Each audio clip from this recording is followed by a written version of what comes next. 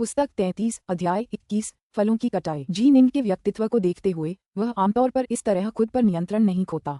उसका ऐसा करना इस बात का प्रमाण था कि वह कितना उत्साहित था। नाइन डस्ट 3 अन्य सर्वोच्च डाउनलॉर्ड्स के खिलाफ प्रतिस्पर्धा कर रहा था। उसके असफल होने की बहुत अधिक संभावना थी। बेशक निंग अपनी सफलता से उत्साहित था। क्या वास्तव में उसे ही यह मिला था? डाउनलॉर्ड टिग्रोन इतना क्रोधित हुआ कि उसने अपने दांत पीस लिए। मैं उसे रोकने ही वाली थी कि वह एक अंतहीन लहर में बदल गया। फींट क्वीन डस्ट्रेन ने भी गुस्से से दांत पीस लिए। वह बिल्कुल सही समय पर वेदी पर पहुंची थी, लेकिन फिर भी वह हस्तक्षेप नहीं कर पाई थी। फुसफुसाहट। ताबीज हासिल करने के बाद नाइन डस्ट सेक्लॉर्ड एक विशाल लहर में बदल गया जो बाहर निकली और तिरंगी जंजीर के ऊपर मानव रूप धारण कर लिया। उसने दर्द सहते हुए तेजी से तिरंगी जंजीरों को पार करते हुए 7 रंगों वाली जंजीरों की ओर बढ़ा, जहां निंग उसका इंतजार कर रहा था। मैंने तुम्हें निराश नहीं किया, डार्कनॉर्थ। हाँ, मैं नाइन डस्ट पूरी तरह सक्षम हूँ, नाइन डस्ट ने आत्मसंतुष्ट होकर कहा। बोलते हुए उसने अपने पास मौजूद 3 कमांड तावीज निंग को दे दिए। लो, ले लो। नाइन डस्ट इस समय बहुत अच्छे मूड में था। निंग ने उसे वोइडजी जेडसील लेने दिया था, तो वह उसका बहुत बड़ा एहसानमंद था। अपने घमंडी स्वभाव को देखते हुए निंग का इतना एहसान मानने में उसे वाकई असहजता महसूस हुई। अब जब वह कुछ क्षतिपूर्ति कर पाया था तो उसे तुरंत बहुत अच्छा लगा। शुक्रिया। निंग ने बिना शर्माए तुरंत तीनों ताबीज स्वीकार कर लिए। वे वाकई उसके लिए बहुत महत्वपूर्ण थे। फुसफुसाहट। उनके ऊपर आसमान में इंद्रधनुषी रोशनी दिखाई दी, जो सफेद वस्त्र पहनी रियलमसोल पोलो की विशाल आकृति में समाहित हो गई। रियलमसोल ने उन्हें घूरा और जोर से कहा, डाउनलॉर्ड्स, वोइडजी जेडसील्स और फलों की कटाई के लिए जरूरी कमांड तावीज सब ले लिए गए हैं। अगर तुम इनके लिए आपस में लड़ना चाहते हो तो बेझिझक लड़ो। जो लोग फलों की कटाई करना चाहते हैं वे कमांड तावीज अपने ग्रोव कीपर्स के पास ले जा सकते हैं, जो पहले ही आ चुके हैं। अगर तुम जाना चाहते हो तो क्रिम्सन वेव मंदिर से बाहर निकलकर जा सकते हो। मैंने क्रिम्सन वेव मंदिर के बाहर एक अंतरिक्ष सुरंग पहले ही बना दी है, जिससे तुम वेव शिफ्ट क्षेत्र से बाहर निकल सकोगे। हमें सावधान रहना होगा। चलो अभी फल का व्यापार करते हैं, निंग ने सावधानी से कहा। हाँ चलो, नाइन डस्ट ने सिर हिलाया। निंग को चिंता थी कि बाकी सभी लोग उसके कमांड तावीजों के लिए उससे लड़ेंगे, क्योंकि उसके पास कुल 6 तावीज थे। हालांकि उसका अनुमान गलत निकला। वे कमजोर सर्वोच्च डाउनलॉर्ड्स उसे बांध नहीं सकते थे। वे उससे चीजें छीनने के लिए पर्याप्त शक्तिशाली ही नहीं थे। जहां तक मजबूत लोगों की बात है, वे सभी वोइडजी जेडसील्स के लिए लड़ने गए। तो क्या आखिरी कमांड तावीज भी छीन लिया गया है?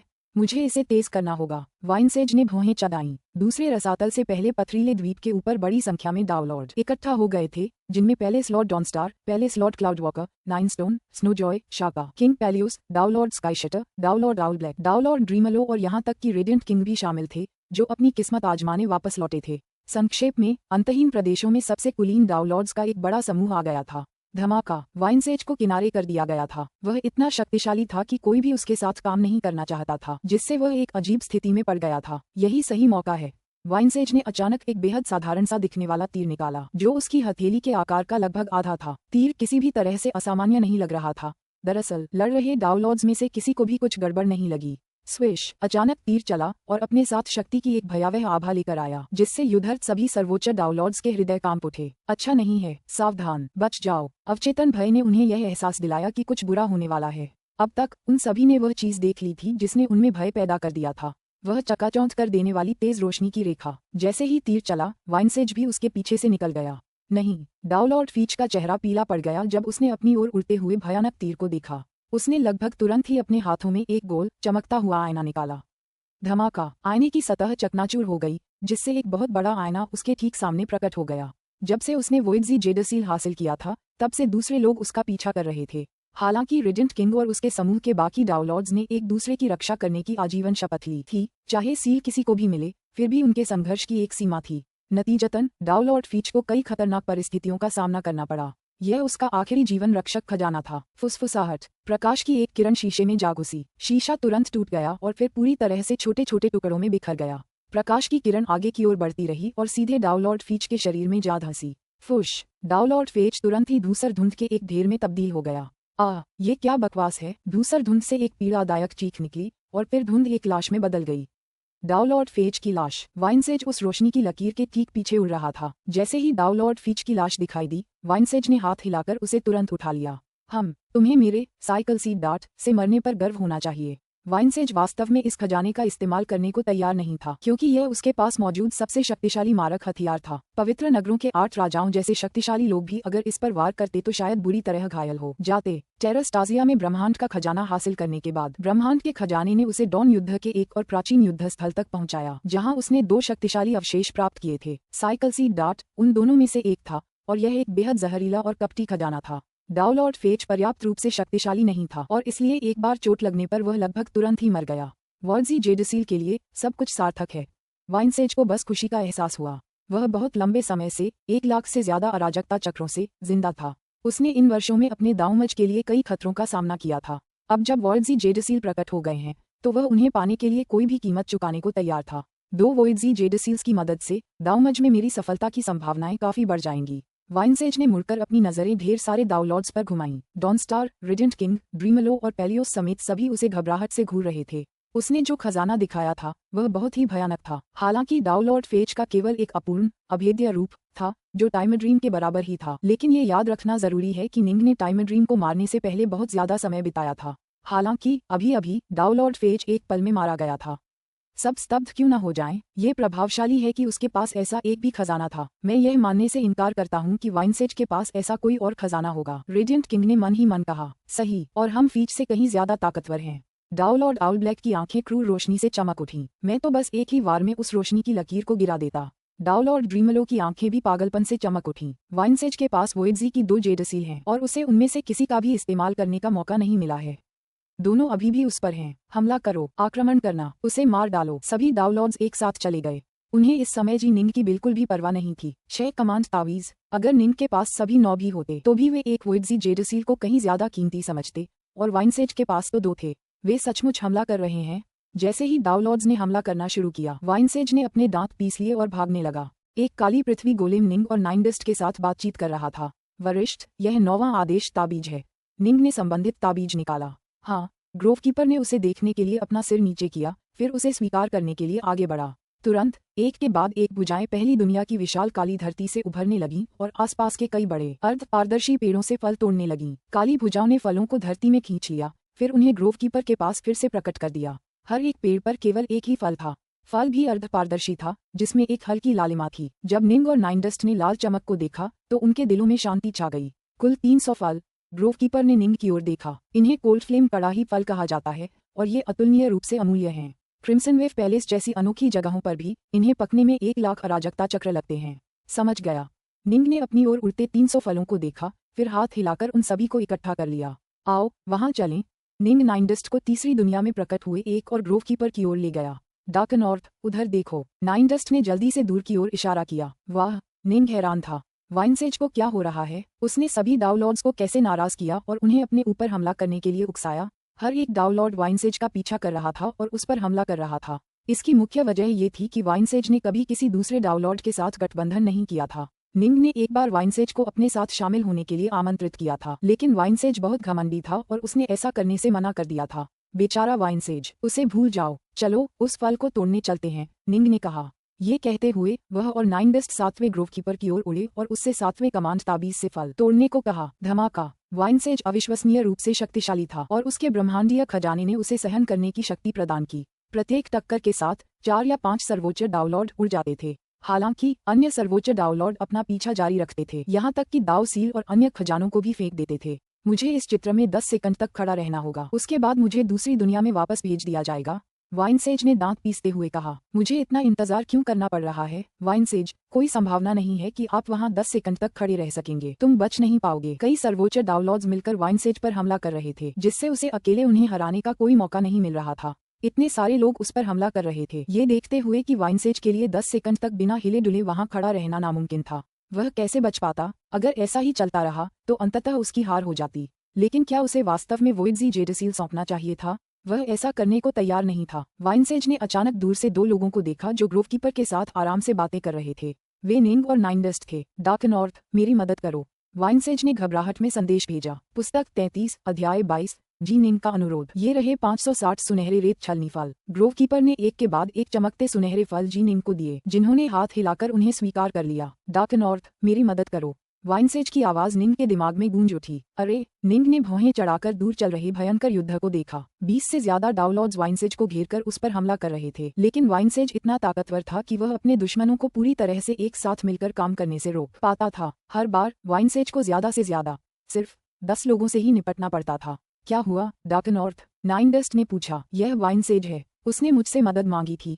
निंग मुस्कुराया। वह अभी मुश्किल से ही टिका हुआ है, लेकिन इतने सारे डाउनलॉड्स के हमले के कारण वह 10 सेकंड तक टेलीपोर्टेशन डायग्राम में नहीं रह पा रहा है। उसके लिए तीसरी दुनिया से बाहर निकलना तो दूर, क्रिम्सन वेव मंदिर से भी बाहर निकलना नामुमकिन है। नाइन डस्ट हंसा। 2 वोइडजी जेडसील हथियाने और उन्हें इस्तेमाल करने की जल्दी न करने की गलती उसकी अपनी है। वह बहुत ज्यादा आत्मविश्वासी था। सहमत, निंग ने सिर हिलाया। सच कहूं तो वेवशिफ्ट दायरे में मुहरों का इस्तेमाल करना थोड़ा बेकार था। डाउनलॉड्स आमतौर पर वॉर्डजी जेडसील इस्तेमाल करने से पहले भरपूर तैयारी करते थे, लेकिन सुरक्षा की दृष्टि से निंडस्ट ने अपनी जेडसील बहुत पहले ही इस्तेमाल कर ली थी। इस तरह वह ये सुनिश्चित कर सकता था कि बाकी लोग उस पर हमला न करें। डार्क नॉर्थ, मेरी मदद करो। बस मुझे बताओ कि तुम्हें क्या चाहिए। वाइनसेज ने हड़बड़ाते हुए संदेश भेजा। मैं तुम्हारी मदद क्यों करूं? निंग और नाइनडस्ट दूर खड़े होकर आराम से देख रहे थे। निंग ने शांति से जवाब दिया, तुम पर कई डाउनलॉड्स हमला कर रहे हैं और तुम उनसे बच नहीं पा रहे हो। तुम युद्ध में फंसे हुए हो। मरने से पहले तुम शायद उनमें से कुछ को मार पाओगे। मैं बस अंदर जाकर बाकी को खत्म कर सकता हूँ। मरने से पहले मैं इन सील्स की खातिर आत्महत्या नहीं करूंगा, वाइनसेज ने जवाब दिया।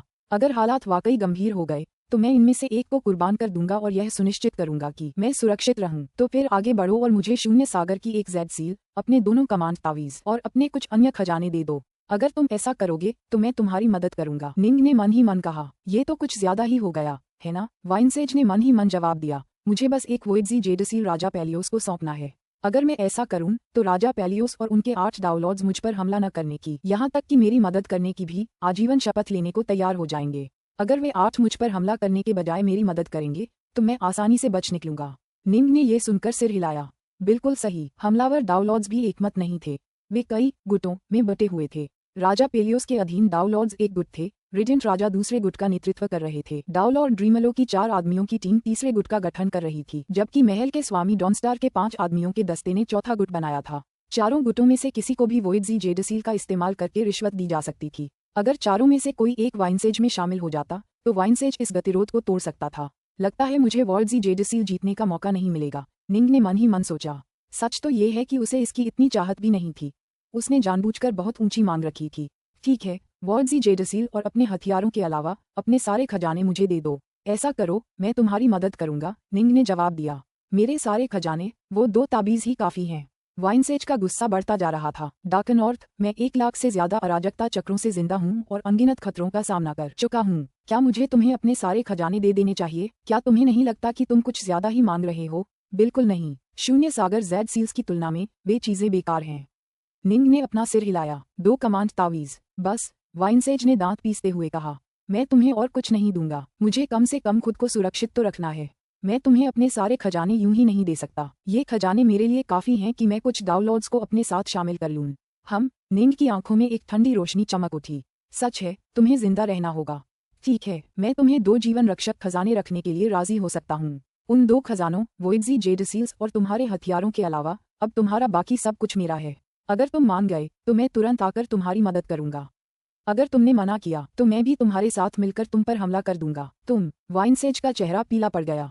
निंग भी हमला करने वाला था। निंग उसके लिए एक बहुत बड़ा खतरा था। जब निंग ने द्वितीय विश्व युद्ध में काले कवचधारी सेनापति को हराया था तो वाइनसेज को तुरंत समझ आ गया था कि निंग अब और भी ज्यादा शक्तिशाली हो गया है और अब वह उसके करीब है। निंग के हस्तक्षेप करते ही स्थिति और भी भयावह हो जाती। तुम वॉर्डजी जेडसील, अपने हथियार और 2 जीवन रक्षक खजाने रख सकते हो। मैं शर्त लगाता हूँ कि तुम्हारे पास वैसे भी कुछ ही कीमती खजाने होंगे, निंग ने जवाब दिया। तुम्हें उनमें से 2 चुनकर रखने देना कोई बुरा प्रस्ताव नहीं है। वाइनसेज ने दांत पीस लिए। ये डार्कनॉर्थ कितना घटिया काम था। जब वह गिरा हुआ था तब उसे लात मार रहा था। खैर, वाइनसेज डार्क किंगडम का था, जबकि डार्कनॉर्थ दाओ एलायंस और ब्राइट शो किंगडम का। वे शुरू से ही दुश्मन संगठनों से जुड़े थे और वाइनसेज ने पहले भी निंग पर हमला किया था। सब लोग अपने अपने खजाने के लिए ऐसा कर रहे थे। निजी भावनाओं का इससे कोई लेना देना नहीं था। ठीक है, वाइनसेज ने दांत पीसते हुए निंग का प्रस्ताव स्वीकार कर लिया, लेकिन उसका दिल दुख रहा था। वह अनंत प्रदेशों का नंबर 1 डाउनलॉर्ड था और उसने कई खतरनाक इलाकों का सामना किया था, यहाँ तक कि अपने लिए एक ब्रह्मांडीय खजाना भी अर्जित किया था। उसने स्वाभाविक रूप से ढेर सारा खजाना इकट्ठा कर लिया था। अब उसे उनमें से लगभग 90% निंग को सौंपना था। इस संभावना से उसे दुख क्यों न हो, फिर भी उसकी उम्र खत्म होने वाली थी। दाऊमज ही असली मायने रखता था। अच्छा, निंग मुस्कुराया। क्या हम जिंदगी भर की कसम खाएं? बेशक हमें जीवन भर की शपथ लेनी होगी, वाइनसेज ने उन्मत्त होकर कहा। निंग जानता था कि वोइडजी जेडसील पाना नामुमकिन था। सच तो ये था कि वह दूसरे डाउनलॉड्स से अलग था। उसे शुरू से ही किसी सील की इतनी चाहत नहीं थी। वह 2 कमांड तावीज पाकर पूरी तरह खुश था। वाइनसेज ने इतने सालों में जो ढेरों खजाने जमा किए थे, उन्हें पाकर वह और भी खुश हो गया। नाइन डस्ट, मैंने वाइनसेज के साथ अभी अभी कुछ बातचीत की है। निंग ने जल्दी से बताया कि नाइन डस्ट के साथ क्या हुआ था। नाइन डस्ट ने प्रसन्नता से कहा, हाँ सैवेज, दुर्भाग्य से तुम उन वोइड्जी जेडसील्स में से एक भी नहीं पा सके। फिर भी अगर वह उनमें से एक को भी देने को तैयार होता तो वह ये सारे खजाने तुम्हें नहीं देता। निंग ने संदेश भेजा, जब हमें ये खजाने मिल जाएंगे तो हम दोनों उन्हें आपस में बांट लेंगे। उन्हें बांट दो। नाइन डस्ट चौंका, बिल्कुल नहीं, बिल्कुल नहीं, तुम जाकर उसकी मदद करो, मैं ज्यादा काम नहीं आऊंगा। दोनों कमांड तावीज मेरे हैं, लेकिन बाकी सारे खजाने हम बांट लेंगे। मैंने पहले ही बड़ा हिस्सा ले लिया है, निंग ने शांत मुस्कान के साथ कहा। वाइनसेज के पास बेशक ढेरों खजाने थे, लेकिन उन सबका कुल मूल्य शायद उन फलों जितना नहीं था। हेगेमॉन और डाउ एलायंस भी उन फलों के लिए पागल हो गए थे। वाइनसेज सिर्फ 1 लाख अराजकता चक्रों तक ही जिंदा रहा था। शक्तिशाली हेगेमॉन की तुलना में वह कुछ भी नहीं था। हेगेमॉन के पास तो वाकई कहीं ज्यादा खजाने थे, इसलिए उसके खजानों का मूल्य शायद उन फलों के मूल्य का एक अंश मात्र ही था। नाइन डस्ट ने निंग को पहले ही 3 कमांड ताबीज दे दिए थे। निंग उसे बदले में कुछ खजाना क्यों न दे सकता था। इसके अलावा ये भी संभव था कि वे वाइनसेज से जीवन रक्षक खजाने हासिल कर लें। अच्छे दोस्त होने के नाते उन्हें बांटना कोई बड़ी बात नहीं थी। यहाँ तक कि सेक्लॉर्ड टाइमड्रीम ने भी किंगफ्रीड को काफी खजाने दिए थे। इसके अलावा निंग के स्तर पर ये खजाने उसके लिए आमतौर पर बहुत कम काम के थे। उसे क्रिम्सन वेव मंदिर के फलों जैसे सचमुच अद्भुत खजानों की जरूरत थी, ऐसे खजाने जो हेगेमॉन्स को भी वासना से पागल कर दें। चलो मेरे पीछे आओ। निंग एक रोशनी की लकीर में बदल गई। हमले का समय आ गया है। नाइन डस्ट तुरंत उत्साहित हो गया। अपने अजेय जलरूप की बदौलत वह निंग से भी ज्यादा जिंदा रहने में सक्षम था। वह स्वाभाविक रूप से इस लड़ाई में भाग लेने के लिए उत्सुक था। निंग ने कहा, मुझे नहीं लगता कि इसकी आवश्यकता भी होगी। धमाका। निंग दूर से आती हुई एक प्रकाश की किरण में बदल गया। उसका हृदय लोक प्रक्षेपण उसकी 9 नवीनता कलाओं की तरह धराशायी हो गया। निंग एक विशाल धूमकेतु की तरह आकाश से युद्धभूमि की ओर तेजी से बढ़ रहा था, जबकि निंडस्ट सेक्लॉर्ड उसके बगल में हंसी से दहाड़ रहा था। डाउनलोड्स, मैं तुम सबके लिए आ रहा हूँ। वह पानी की एक विशाल लहर में बदल गया जो दुनिया भर में एक ज्वार की लहर की तरह दुश्मन डाउनलोड्स की ओर बह रही थी। क्या वह डार्कनॉर्थ है? वह डाउनलॉर्ड डार्कनॉर्थ है। वाइनसेज पर हमला करने वाले कई डाउनलॉर्ड्स के चेहरे तनावग्रस्त हो गए, खासकर डॉनस्टार, क्लाउड वॉकर और नाइनस्टोन के चेहरे पर उदासी छा गई। ये तीनों ब्राइट शो किंगडम के थे, इसलिए उन्हें निंग के हमले की चिंता नहीं थी, लेकिन वे निंग पर हमला भी नहीं कर पा रहे थे। डाउनलॉर्ड डार्कनॉर्थ, हम तुम्हें कोई परेशानी देने नहीं गए थे। तुम इसमें क्यों पड़ रहे हो? राजा पेलियोस गुस्से से गरजा। डार्कनॉर्थ, हमें तुम्हारे कमांड तावीज नहीं चाहिए। दखलंदाजी मत करो, डाउनलॉर्ड ड्रीमलो ने झल्लाकर कहा। सब गुस्से में थे। डार्कनॉर्थ ने पहले ही कई कमांड तावीज हासिल कर लिए थे, जिससे उनकी ईर्ष्या भड़क उठी थी। वे सब जानते थे कि वे चीजें कितनी कीमती हैं। हालांकि वोइड्जी जेडसील की खातिर वे उससे लंबी बहस में नहीं पड़ना चाहते थे।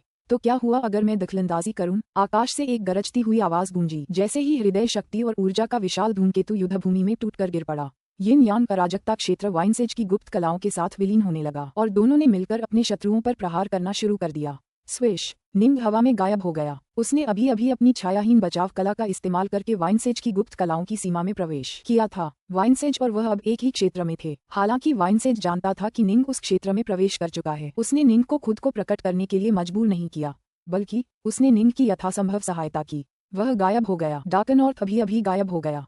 सावधान, अन्य डाउनलॉर्ड्स के चेहरे पर बदसूरत भाव थे। पुस्तक 33, अध्याय 23, रोमांच का अंत। वे डार्कनॉर्थ से निपटने के बजाय वाइनसेज को घेरकर उस पर हमला करना ज्यादा पसंद करते थे। हालांकि वाइनसेज डार्कनॉर्थ से थोड़ा ज्यादा ताकतवर था, फिर भी उसने सीधे और खुले तौर पर लड़ाई लड़ी।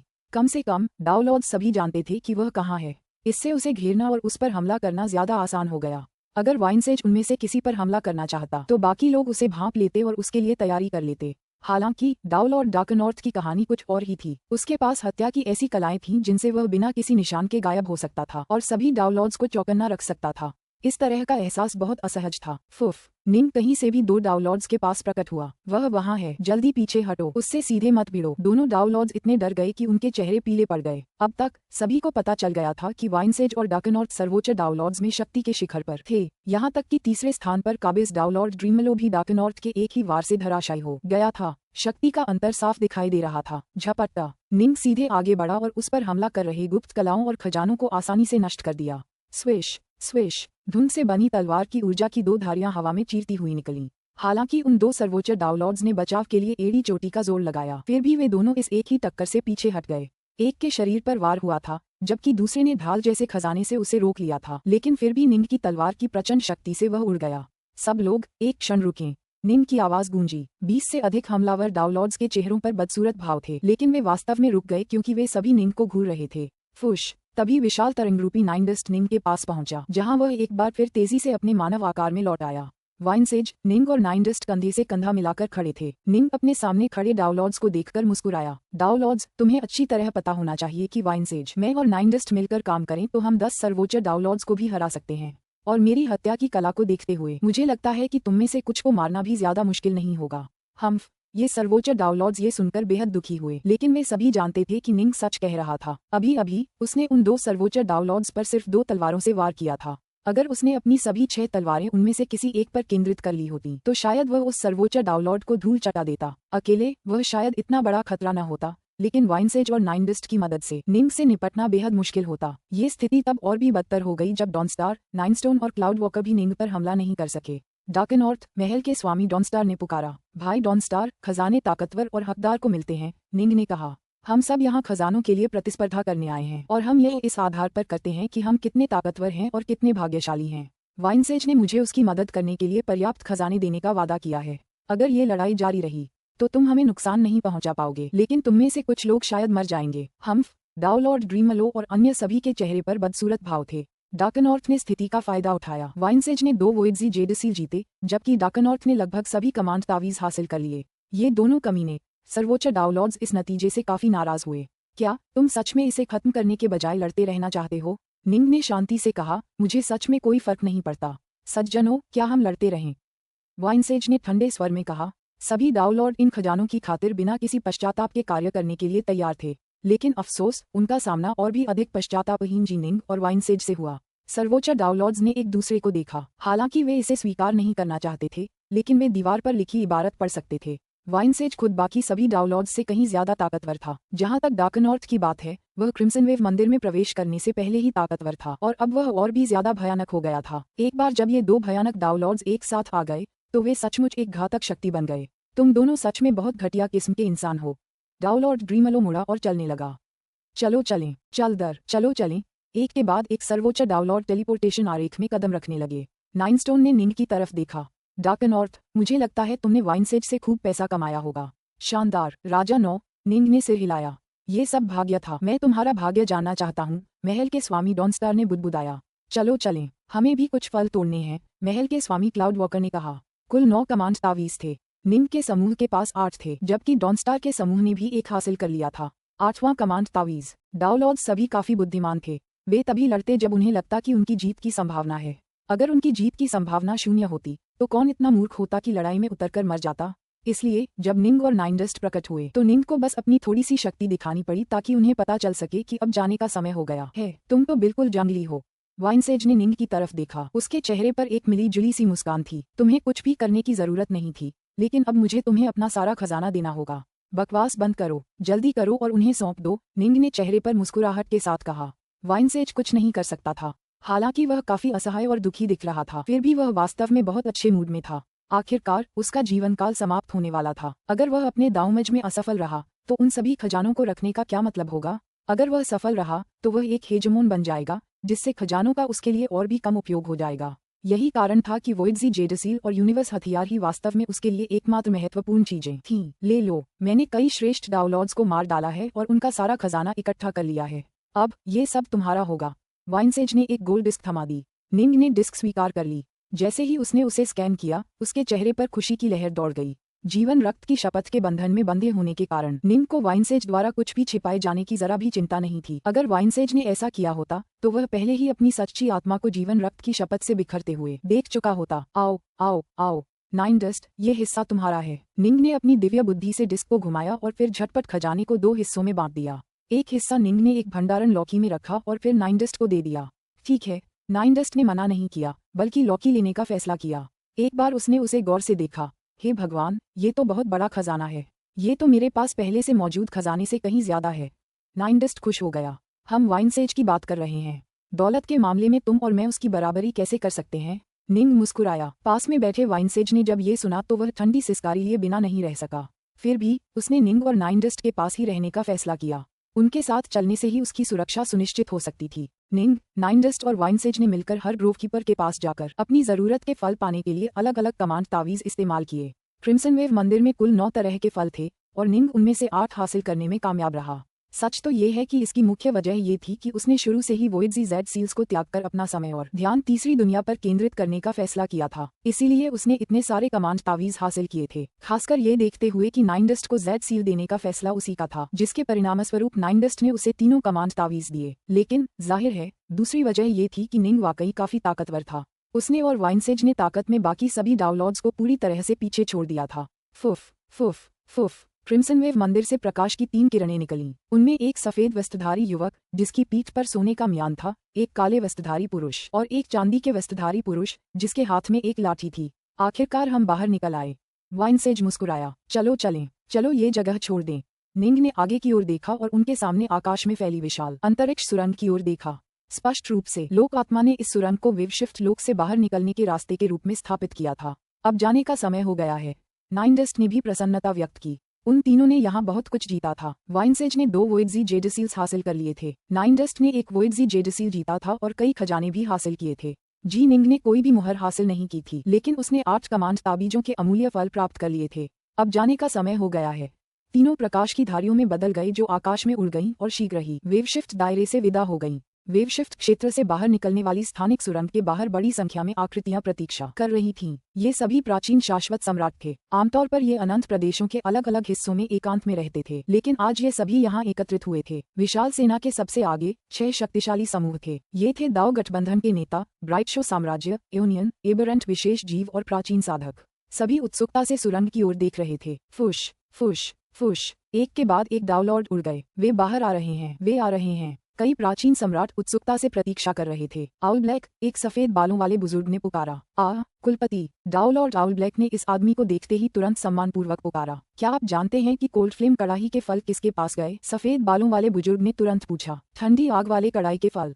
इन्हें कौन ले गया? वे कहाँ हैं? ठंडी आग के फल किसने प्राप्त किए? कई प्राचीन शाश्वत सम्राटों ने भी यही सवाल दोहराया। हालांकि हेगेमोन जैसे उच्च पदस्थ व्यक्ति बिल्कुल शांत थे, क्योंकि उन्हें बहुत पहले ही यह खबर मिल गई थी कि निंग ही 9वां आदेश ताबीज हासिल करने वाला है। फुसफुस फुसफुस। और भी डाउनलॉर्ड्स आते रहे। आखिरकार रोशनी की 3 और धारियां निकलीं। वे वाइनसेज, नाइन डस्ट और जी निंग थीं। इस पूरे समय नेदरलिली, विंड्रिन और ब्राइट शो नाम के 3 भयानक हेजेमोन बाकी 3 प्रमुख शक्तियों के नेताओं की तरह बिल्कुल शांत और मौन रहे। पीठ पर सोने की म्यान लिए हुए उस श्वेत वस्त्रधारी युवक को देखकर वे तुरंत एक साथ उसकी ओर दौड़ पड़े। डार्क नॉर्थ, डाउलॉर्ड डार्क नॉर्थ, डार्क नॉर्थ, मेरे युवा मित्र।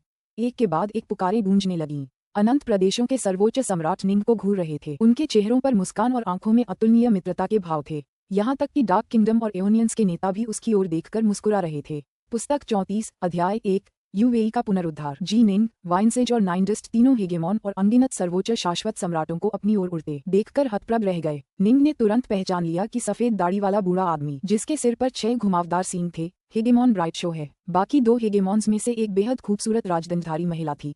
जब निंग ने उसे देखा तो उसे लगा जैसे उसने इस दुनिया की सबसे खूबसूरत प्राणी देख ली हो और उसके मन में उसके प्रति श्रद्धा की अदम्य इच्छा हुई। किसी के लिए भी उसके बारे में कोई भी अप्रिय विचार मन में आना नामुमकिन था। दूसरा हेगेमोन लंबे हरे बालों और बड़ी हरी दाढ़ी वाला एक पुरुष था।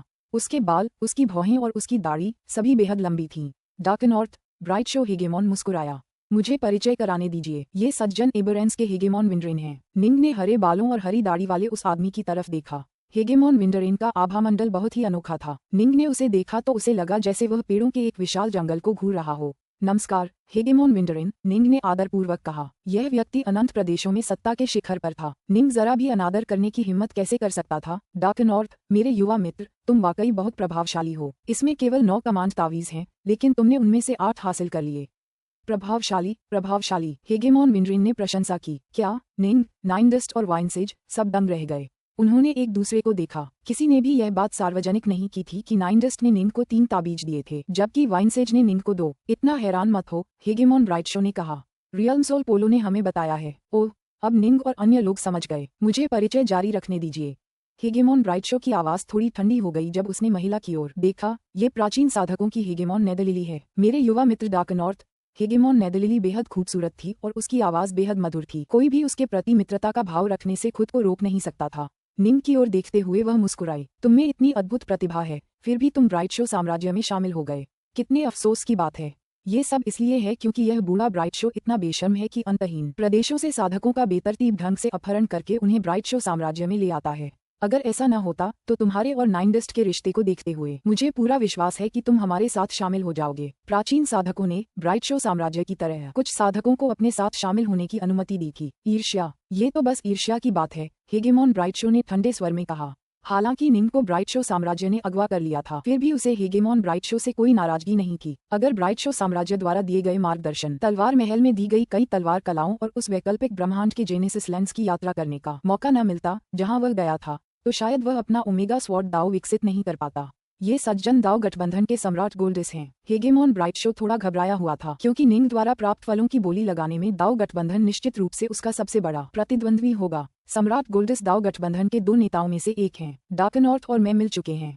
सुनहरे बालों वाला एलियन निंग की ओर देखते हुए मुस्कुराया। हम और ये सज्जन एओनियंस के सम्राट आइलहाइड हैं। हेगेमॉन ब्राइट शो सम्राट गोल्डाइल को निंग से ज्यादा बातचीत करने का मौका नहीं देना चाहते थे, इसलिए उन्होंने तुरंत दूसरों का परिचय कराना शुरू कर दिया। सम्राट आइलहाइड एक बेमिसाल खूबसूरत इंसान थे, जो हेगेमॉन नेदरलिली से भी ज्यादा आकर्षक थे। उनके लंबे लाल बाल और धुंधली लाल आंखें थीं, जिनमें एक अजीब सा करिश्मा था। डार्कनॉर्थ, सम्राट आइलहाइड ने निंग की ओर देखते हुए हल्का सा मुस्कुराया। निंग ने तुरंत उत्तर दिया, सम्राट आइलहाइड आखिरी व्यक्ति डार्क किंगडम का सम्राट सेवा 5 है। हेगेमॉन ब्राइट शो ने विचित्र दिखने वाले विदेशी बुजुर्ग की ओर देखा, जिसके लंबे नीले बाल उसके सिर से पंखों की तरह लहरा रहे थे। डाउल और डार्कनॉर्थ, सम्राट सेवा 5 ने निंग को बहुत ही गंभीर और विनम्र नजरों से देखा। जिन लोगों ने वास्तव में डार्क किंगडम के सम्राटों के साथ बातचीत की थी, वे सभी जानते थे कि डार्क किंगडम वास्तव में काफी विनम्र था। वे बाहरी और विदेशी थे, जिन्हें अंतहीन प्रदेशों के मूल संगठनों द्वारा तिरस्कृत और बहिष्कृत किया गया था, और इसलिए वे बहुत ज्यादा ढीठ नहीं हो सकते थे। हेगेमॉन ब्राइट शो ने कहा, जिन लोगों से मैंने आपको अभी परिचित कराया है, वे अंतहीन क्षेत्रों में 6 संगठनों का प्रतिनिधित्व करने में सक्षम हैं। इन 6 लोगों के अलावा वहाँ कई अनुचर और सेवक भी मौजूद थे। उदाहरण के लिए, हेगेमॉन ब्राइट शो के पास एक सींग वाला युवक खड़ा था, जिसकी आभा बहुत ही साधारण थी, जबकि एओनियन सम्राट आइलहाइड के पास एक साधारण सी दिखने वाली सफेद वस्त्रधारी महिला खड़ी थी। यहाँ आओ, वाइनसेज, सम्राट सेवा 5 ने निर्देश दिया। आ रहा हूँ। वाइनसेज आज्ञाकारी ढंग से सम्राट सेवा 5 के पास चला गया। रेडवाटर, हेगेमॉन नेदरलिली ने नाइनडेस्ट की ओर देखा, जो तुरंत और आज्ञाकारी रूप से उसकी तरफ उड़ाया। अनंत प्रदेशों की 6 सबसे बड़ी शक्तियों के सर्वोच्च नेताओं का सामना करते हुए निंग दबाव महसूस करने से खुद को नहीं रोक पाया, लेकिन साथ ही उसे उत्साह भी महसूस हुआ। ये वो लोग थे जिनके पास शायद इस बात का जवाब हो कि वह अपनी पत्नी को कैसे पुनर्जीवित कर सकता है। अगर वे ऐसा नहीं भी कर पाए, तो भी वे इस बारे में उससे कहीं ज्यादा जरूर जानते होंगे। डार्कनॉर्थ, हमें कुछ कोल्ड फ्लेम कड़ाही के फल चाहिए, डार्क किंगडम के सम्राट सेवा 5 ने जल्दी से कहा।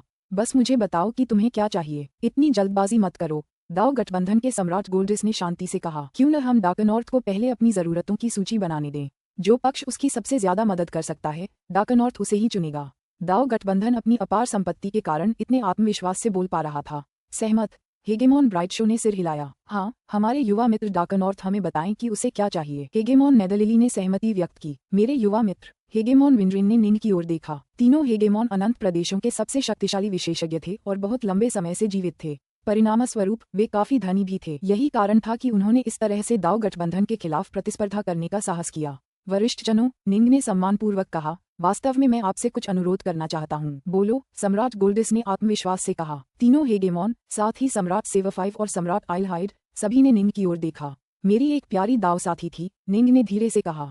बहुत पहले वह मर गई। मैंने इतनी कड़ी मेहनत इसलिए की है क्योंकि मैं उसे वापस जिंदा करना चाहता हूँ। जब वाइनसेज और नाइनडस्ट ने ये सुना, तो वे निंग को देखकर दंग रह गए। एक दाव साथी को पुनर्जीवित करना, उनमें से किसी ने भी कभी नहीं सोचा था कि निंग अपने दिल में ऐसा कोई राज छुपाए हुए है। पुनर्जीवित, हेगेमॉन विंड्रिन की हरी भौहें सिकुड़ गईं। मुझे लगता है उसकी आत्मा और सच्ची आत्मा दोनों बिखर गई होंगी। अगर उसकी सच्ची आत्मा अभी भी जीवित होती, तो उसे पुनर्जीवित करना बेहद आसान होता। सही, निंग ने सिर हिलाया। तीनों हेगेमन्स ने एक दूसरे को देखा, जैसा कि तीनों शाश्वत सम्राटों ने भी किया। मैं सवाल पूछूंगी, हेगेमॉन नेदरलिली ने कहा। बाकी सबने उसकी तरफ सिर हिलाया। डार्कनॉर्थ, जब तुम्हारी दाव साथी मरी, तो क्या वह विश्व स्तर की शक्ति तक पहुंच गई थी? हेगेमॉन नेदरलिली की निगाहें बहुत कोमल थीं, और उसकी आवाज भी। उसने नहीं किया था। निंग ने तुरंत समझाया, वह केवल एक दिव्य अमर थी। हेगेमॉन नेदरलिली ने हल्के से सिर हिलाया। हम काफी कमजोर है, उसे जिंदा करने की अभी भी संभावना है। ये सुनकर निंग बहुत खुश हुआ। मेरा अगला सवाल है, वह कहाँ मरी? हेगेमॉन नेदरलिली ने पूछा। क्या वह किसी शाश्वत लोक में मरी, किसी अराजकता लोक में, अंतरिक्ष के शून्य में, या किसी वैकल्पिक ब्रह्मांड में? निंग ने बताया, वह मेरी मातृभूमि में, अराजकता की दुनिया में मर गई। अराजकता भरी दुनिया में? हेगेमॉन नेदरलिली ने भौहें चढ़ाईं। इससे चीजें मुश्किल हो जाती हैं। मुश्किल? निंग का दिल बैठ गया। पर लोकों में मरे हुओं को पुनर्जीवित करना सबसे आसान है।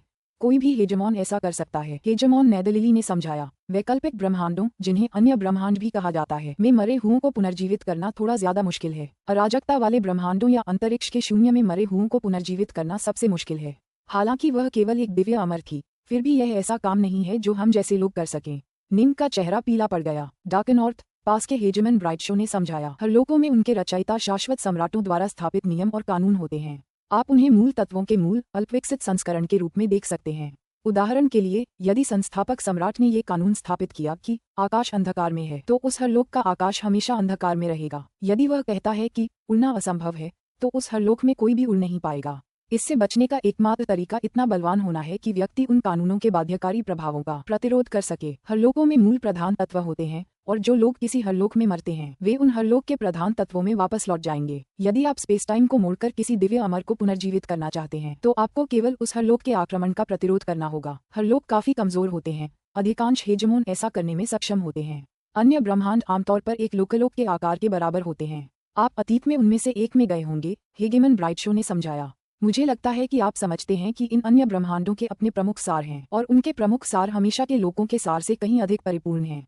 निंग ने सिर हिलाया। विभिन्न अन्य ब्रह्मांडों के अपने अपने प्रधान सार होते हैं। यदि कोई साधक उन अन्य ब्रह्मांडों में से किसी एक में मर जाता है, तो उसकी सच्ची आत्मा उस अन्य ब्रह्मांड के प्रधान सार में वापस लौट जाएगी। यदि आप किसी को पुनर्जीवित करना चाहते हैं, तो आपको उस संपूर्ण वैकल्पिक ब्रह्मांड द्वारा उत्पन्न प्रतिक्रिया को सहन करने में सक्षम होना चाहिए, हेजेमन ब्राइटशो ने समझाया। अराजक लोकों या अंतरिक्ष के शून्य का क्या, उनका कोई मूल सार नहीं होता जिससे वे संबंधित हों, और इसलिए जब भी किसी अराजक लोक में कोई सच्ची आत्मा बुझती है, तो उसकी ऊर्जा वापस अराजकता लोक में ही लौट जाती है। अगर आप ऐसे किसी व्यक्ति को पुनर्जीवित करना चाहते हैं, तो आपको संपूर्ण अराजकता लोक द्वारा उत्पन्न प्रतिक्रिया को सहने में सक्षम होना होगा। यह एक भयावह अवधारणा है, हेजेमन ब्राइटशो ने समझाया। क्या किसी को अनंतलोक में पुनर्जीवित करना आसान था? किसी अन्य दुनिया में किसी को पुनर्जीवित करना कठिन था? क्या कैओसवस से किसी को पुनर्जीवित करना लगभग असंभव था? जैसे जैसे निंग इस जानकारी को ग्रहण कर रहा था, उसका चेहरा और भी बदसूरत होता जा रहा था। आखिर रियल्मवज क्या है और कैओसवज क्या है? उसे याद आया कि टेरास्टाजिया में रहने वाली स्टारफ्लो जाति कभी पीकॉक लोड्स रियल्मवज नामक जगह पर रहती थी। एक महायुद्ध ने उस रियल्मवज को नष्ट कर दिया था, जिसके परिणामस्वरूप स्टारफ्लो जाति भागकर अंतहीन प्रदेशों में चली गई थी। हमारा घर अंतहीन क्षेत्र एक रियल्मवज है, हेजेमॉन ब्राइटशो ने समझाया। इसका असली नाम फ्लेम ड्रैगन रियल्मवज है। जहाँ तक कैओसवज की बात है, वह सभी चीजों का स्रोत है और सचमुच असीम है, हेजेमॉन ब्राइटशो ने समझाया। यह एक विशाल अंतहीन समुद्र की तरह है। रियल्मवज उस विशाल समुद्र के भीतर छोटी छोटी भित्तियों की तरह है। अदरवज एक और प्रकार की भित्तियां हैं, एक खास प्रकार की। सभी भित्तियां एक दूसरे से बहुत दूर स्थित हैं, और इसलिए ग्रेट डार्क भित्तियों के बीच का विशाल शून्य है। सभी रियल्मवज एक दूसरे से बहुत बहुत दूर हैं। समुद्र, चट्टानें, निंग ये सब देखकर हतप्रभ रह गया। वैकल्पिक ब्रह्मांड और अंतहीन क्षेत्र सिर्फ चट्टानें थे, जबकि कैओसवज एक महासागर था। तो फिर कौन इतना शक्तिशाली है कि कैओसवज से आने वाले आक्रमण का प्रतिरोध कर सके और मेरे दाव साथी को पुनर्जीवित कर सके? निंग की चिंता बढ़ती गई। आपकी दाव साथी तो बस एक दिव्य अमर थी, हालांकि उसे पुनर्जीवित करना मुश्किल होगा। कम से कम उम्मीद तो है, हेजेमॉन नेदरलिली ने कहा। पुस्तक 34, अध्याय 2, ऑटोक। आशा जी निंग की आंखें चमक उठीं। हेजेमॉन नेदरलिली, हेजेमॉन ब्राइटशो, हेजेमॉन विंडरिन, सम्राट सेवा5, सम्राट गोल्डिस और सम्राट आइलहाइड, सभी ने चुपके से अपने सिर हिलाए। हेजेमॉन नेदरलिली ने आगे कहा, एक शाश्वत सम्राट के लिए कैओसवज के आक्रमण का विरोध करना असंभव है। केवल वे महान व्यक्ति ही, जो शाश्वत सम्राटों से भी अधिक शक्तिशाली हैं, इसे कर सकते हैं। केवल वे ही स्पेस टाइम को उलट सकते हैं और आपके दाव साथी को पुनर्जीवित कर सकते हैं। अनंत सम्राटों से भी ज्यादा शक्तिशाली? निंग दंग रह गया। नाइनडस्ट और वाइनसेज भी? क्या अनंत सम्राटों से भी बढ़कर कोई शक्ति थी? अराजकता का ब्रह्मांड विशाल और अनंत है, लोक लोक और अन्य लोक लोक से भरा हुआ है। हेजेमन नेदरलिली की आवाज धीमी और बहती हुई थी। प्रत्येक लोक लोक या अन्य लोक लोक के शीर्ष पर स्थित सबसे शक्तिशाली व्यक्ति लगभग हमेशा हेजेमन ही होते हैं। हालांकि विशाल अराजकता के ब्रह्मांड में इससे भी अधिक शक्तिशाली व्यक्ति हैं। हम उन्हें आदरपूर्वक ऑटोक कहते हैं। ऑटोक? निंग ने तुरंत इस उपाधि को अपने दिल में उकेल लिया। हेजेमॉन ब्राइटशो ने सिर हिलाया, उसकी आंखों में उत्सुकता के भाव थे। हाँ, ऑटोक्स। एवरवर्ल्ड्स की रचना शाश्वत सम्राटों द्वारा की जाती है, और अन्य वर्ल्ड्स की रचना ऑटोक्स द्वारा की जाती है। उन्होंने दूसरे ब्रह्मांड बनाए। निंग दंग रह गया। वह पहले भी ऐसे ही एक वैकल्पिक ब्रह्मांड में जा चुका था। उसमें कई प्रमुख तत्व मौजूद थे, जैसे तलवार के दाव और कई अन्य दाव। उन सभी चीजों को महसूस किया जा सकता था। ऐसा ब्रह्मांड कृत्रिम रूप से कैसे बनाया जा सकता था? ऑटोक्स, अराजकता ब्रह्मांड के सच्चे और पूर्ण शासक हैं जो अन्य सभी जीवों से ऊपर हैं। हेगेमोन नेदरलिली ने कहा, हम शाश्वत सम्राटों ने अपने शाश्वत दाव विकसित किए हैं, लेकिन ये साधना का सच्चा शिखर नहीं है। केवल बार बार सफलताएं प्राप्त करके और अपने दाव को उस स्तर तक बढ़ाकर जहां वह ब्रह्मांड के प्रमुख सार तत्वों में से एक बन सके, एक साधक एक अन्य ब्रह्मांड बनाने में सक्षम हो सकता है। ऑटच बहुत ही दुर्लभ होते हैं। मैं अपने पूरे जीवन में उनमें से किसी से भी नहीं मिला। हेगेमोन ब्राइटशो ने अपना सिर हिलाया, जबकि बाकी दो हेगेमोन ईर्ष्या और प्रशंसा से भरे हुए थे। वे भी किसी ऑटच से नहीं मिले थे। उन्होंने उनके बारे में सिर्फ सुना था। जब सिथे ने वह युद्ध छेड़ा तो उसमें बहुत सारे क्षेत्र शामिल थे। हम साधक उन पर विजय पाने में इसलिए सफल रहे क्योंकि हमारे पास हमारे अवतार थे, हेगेमोन ब्राइटशो ने कहा। हालांकि सिथे कई क्षेत्रों में बेहद शक्तिशाली और अविश्वसनीय रूप से उन्नत थे, फिर भी अवतारकों ने हमें अंततः सिथे का पूरी तरह से सफाया करने के लिए प्रेरित किया। अगर अवतार न होते तो शायद हम बहुत पहले ही नष्ट हो गए होते या गुलाम बना लिए गए होते। निंग, नाइनडस्ट और वाइनसेज सभी अवाक रह गए।